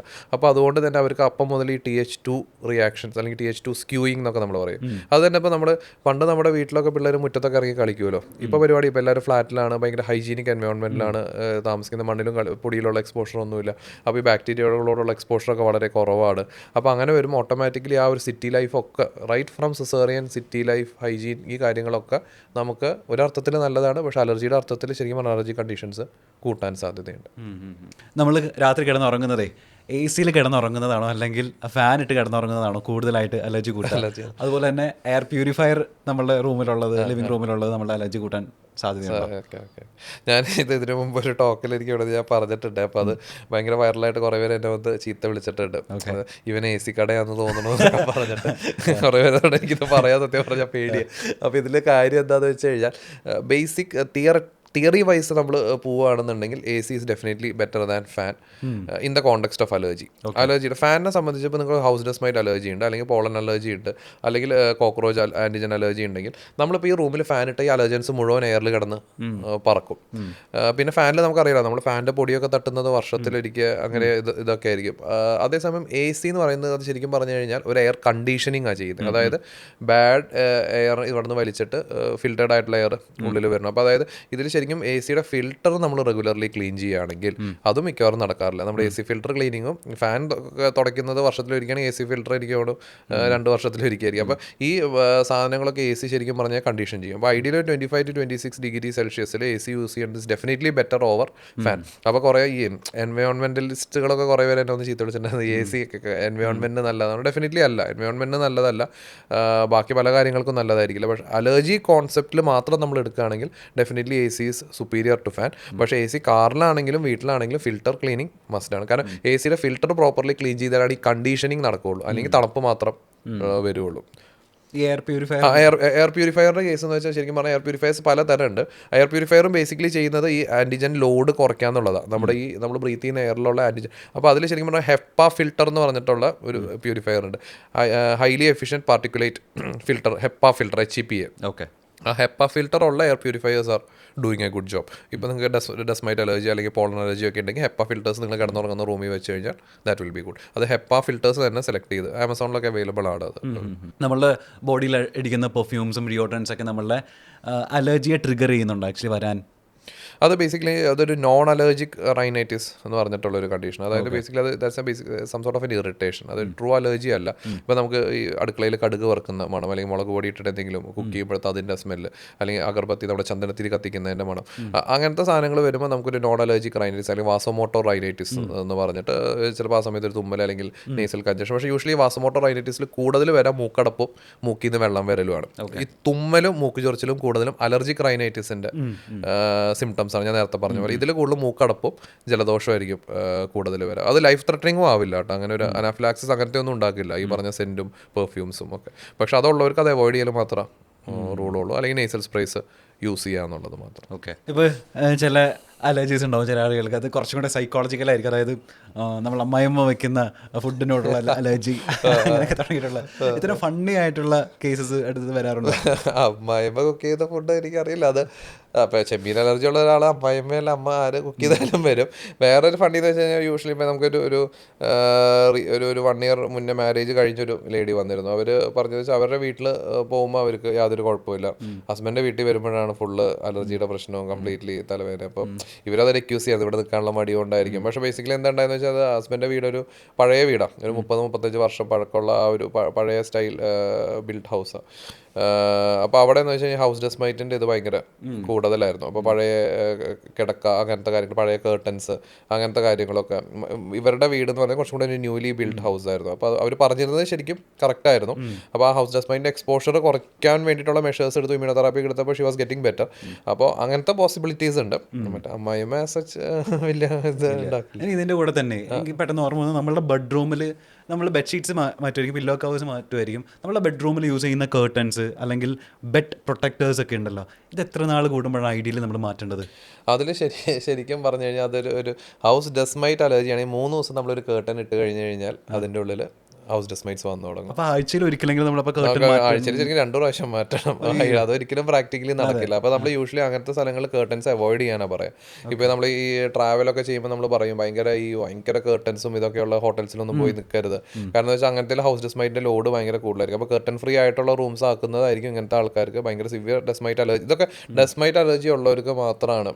അല്ലെങ്കിൽ ശരിക്കും പറഞ്ഞാൽ ഈ കർട്ടൻ ലോബി നമുക്ക് എഗെയിൻസ്റ്റ് വരും. ഞാൻ കർട്ടൻ എഗെയിൻസ്റ്റ് ആണെന്ന് പറഞ്ഞിട്ട്. അപ്പോൾ അങ്ങനത്തെ ഇതൊക്കെ പറയുന്നത് നമ്മൾ അലർജി റിലേറ്റഡ് കോണ്ടെക്സ്റ്റിൽ മാത്രം നമ്മൾ ഇതിലെടുക്കണം. അതായത് കർട്ടൻസ് ശരിക്കും പറഞ്ഞാൽ എന്ത് തുണികൾ നമ്മളൊരു 3 days 4 days ഇട്ടാൽ തന്നെ അതിൻ്റെ ഡസ്റ്റ് മൈറ്റ്സ് വന്നു തുടങ്ങും ബേസിക്കലി. പിന്നെ അത് റീപ്ലേസ് ചെയ്ത് കൂടുതൽ മൈറ്റ്സിലേക്ക് പോകും. അപ്പോൾ അങ്ങനത്തെ ഒരു കർട്ടൻസ് ഉള്ള ആ ഒരു സെറ്റിങ്സ് ഒഴിവാക്കുന്നത് തന്നെ ഡെഫിനറ്റ്ലി നല്ലത്, റാദർ ദാൻ ചേഞ്ചിങ് ഇറ്റ് വരും. കാരണം അത് ഡസ്റ്റ് മൈറ്റ്സ് പോകണമെന്നുണ്ടെങ്കിൽ നമ്മളത് ചൂടുവെള്ളത്തിലിട്ട് കഴുകണം, അല്ലെങ്കിൽ ഒന്നില്ലെങ്കിൽ ഇസ്ത്രി ഇടണം, അല്ലെങ്കിൽ വെയിലത്തിട്ട് ഉണക്കണം. കാരണം വെറുതെ കഴുകിയ ഡസ്റ്റ് മൈറ്റ്സ് പോവില്ല, പൊടി പോവും പക്ഷേ ഡസ്റ്റ് മൈറ്റ്സ് പോവില്ല. ഹൗസ് ഡസ്റ്റ് പോവും പക്ഷേ ഹൗസ് ഡസ്റ്റ് മൈറ്റ്സ് പോവില്ല. ഡസ്റ്റ് മൈറ്റ്സ് പോകണമെന്നുണ്ടെങ്കിൽ നമ്മൾ ചൂടുവെള്ളത്തിലിട്ട് കഴുകിയ കാര്യങ്ങളും ചെയ്യാൻ വേണം. ഓക്കെ ഡോക്ടർ, ഇനി നമുക്കൊരു യെസ് ഓർ നോ റൗണ്ടിലേക്ക് പോവാം. സാധാരണക്കാർക്ക് എപ്പോഴും ഉണ്ടാവുന്ന ഈ ആസ്മ അലർജി റിലേറ്റഡ് ആയിട്ടുള്ള കുറച്ച് കോമൺ ക്വസ്റ്റ്യൻസ്. ഓക്കെ, ആദ്യത്തേത്, നമ്മളുടെ സ്ട്രെസ്സ് ഇത്തരം ഫാക്ടേഴ്സ് അല്ലാതെ സ്ട്രെസ്സ് നമ്മളുടെ അലർജി കൂട്ടുമോ? Yes or no? സ്ട്രെസ് വരുമ്പോൾ എല്ലാ അസുഖങ്ങളും കൂടും, അലർജിയും കൂടും. ഓക്കെ, ഇനി സിംറ്റംസ് ഒന്നും ഇല്ലാതെ പെട്ടെന്ന് നമ്മളുടെ അഡൽഹുഡിൽ ഇതിനു മുൻപ് ഹിസ്റ്ററി ഒന്നും ഇല്ലാതെ അലർജി ഡെവലപ്പ് ആവാൻ കടന്നു വരാൻ പെട്ടെന്നൊരു സുപ്രഭാതത്തിൽ ചാൻസ് ഉണ്ടോ? Yes or no? പെട്ടെന്നൊരു സുപ്രഭാതത്തിൽ വരാൻ ആബ്സല്യൂട്ട്ലി അതൊരു യെസ് നോ ഓൾമോസ്റ്റ്. പക്ഷേ സാധ്യത വളരെ കുറവാണ്. നമുക്ക് യൂഷ്വലി ഫസ്റ്റ് 2 decades ഓഫ് ലൈഫിലാണ് കൂടുതലായിട്ടും അലർജീസ് ആദ്യമേ പ്രസൻറ്റ് ചെയ്യുക. വളരെ റെയർലി ലേറ്റ് ആയിട്ട് പ്രസൻറ്റ് ചെയ്യുന്നുണ്ട്. ഫുഡ് അലർജീസ് ഒക്കെ യൂഷ്വലി ഫസ്റ്റ് 2 decades 20 വയസ്സിനുള്ളിൽ യൂഷ്വലി പ്രസൻറ്റ് ചെയ്യും. ഓക്കെ, വെള്ളത്തിന് അലർജിയുള്ള ആളുകളുണ്ട്, ട്രൂ ഓർ ഫാൾസ്? പക്ഷെ ഭയങ്കര റെയറാണ്. എനിക്ക് ലോകത്ത് തന്നെ 100 കേസസ് റിപ്പോർട്ട് ചെയ്തിട്ടുള്ളൂ. പാരന്റ്സിൽ നിന്ന് അലർജി കിട്ടുന്ന ആളുകളുണ്ട്, ട്രൂ ഓർ ഫാൾസ്? പാരന്റ്സിന്റെ genetic predisposition, one of the parent allergic means asthmatic ആണെങ്കിൽ 30% ചാൻസ് ഉണ്ട് സിബ്ലിംഗ് ചൈൽഡ് ആസ്മാറ്റിക് ആണ്. Definitely yes, a big yes. ഇപ്പൊ എനിക്ക് ആസ്മ ഉണ്ടെങ്കിൽ എന്റെ കുട്ടിക്ക് വരാനുള്ള സാധ്യത 30% ചാൻസ് ഉണ്ട്. 30%. 2 പാരന്റ്സ് ഉണ്ടെങ്കിൽ 60-70% chance, a big yes. Okay, സൺലൈറ്റിനോട് അലർജി ഉള്ള ആളുകളുണ്ട്, അലർജി വരാം? Yes, solar urticaria again rare, but solar urticaria ഡോക്ടറിന് അങ്ങനെ കേസ് സോളാർ അർട്ടിക്കറി വരുന്നുണ്ട്, കേസസ് ഉണ്ട്. ഓക്കെ, അലർജി നമ്മളുടെ മൂഡിനെയും മെന്റൽ ഫോക്കസിനെയും അഫക്ട് ചെയ്യും, ട്രൂ ഓർ ഫാൾസ്? യെസ്, എനിക്കാണ് എല്ലാവരും യെസ് പറയുന്നതാണ്. അത് അലർജി ഉള്ളവർക്ക് എനിക്കാണ് അത് തോന്നുന്നുണ്ട്. എനിക്കാണ് ഗദ്ദാഫിക്ക് അത്ര തോന്നുന്നു അറിയില്ല. അതുള്ളവർക്ക് ഞാനൊരു അലർജിക് റൈനൈറ്റിസ് പേഷ്യൻ്റ് ആണ്. നമ്മുടെ ക്വാളിറ്റി ഓഫ് ലൈഫ് ഭയങ്കരമായിട്ട് എഫക്ട് ചെയ്യും, നമുക്ക് മടുക്കും ശരിക്കും പറഞ്ഞു. Definitely yes. ഇമ്മ്യൂണോതെറാപ്പി റിസൾട്ട് കിട്ടുക ആഫ്റ്റർ 1 year ശേഷമായിരിക്കും, ട്രൂ ഓർ ഫാൾസ്? അത് നോ ആണ്. നമുക്കൊരു 6 months ഒക്കെ കഴിയുമ്പോഴേക്കും റിസൾട്ട്സ് കണ്ടു തുടങ്ങും. ഡെഫിനറ്റ് റിസൾട്ട്സ് കിട്ടണമെങ്കിൽ എപ്പോഴും 3 years ട്രീറ്റ്മെന്റ് കംപ്ലീറ്റ് ചെയ്യണം. ബട്ട് 6 months ഒക്കെ കഴിയുമ്പോൾ തന്നെ റിസൾട്ട്സ് വേണ്ട, 1 വർഷം വേണ്ട. ഓക്കെ, അൺകൺട്രോൾഡ് അലർജീസ് ആണ് ആസ്മയ്ക്ക് കാരണമാവുന്നത്, ശരിയോ തെറ്റോ? അത് നേരത്തെ സ്നോ ആണ്. അത് മെജോറിറ്റി അലർജിയാണ് ആസ്മയുടെ കോസ്. നോൺ അലർജിക് ആസ്മാസ് ഉണ്ട്, ടൈപ്പ് 2 ആസ്മ അല്ലാത്ത തരം ആസ്മകളുണ്ട്. അത് റയർ ആണ്, ബട്ട് ഉണ്ട്.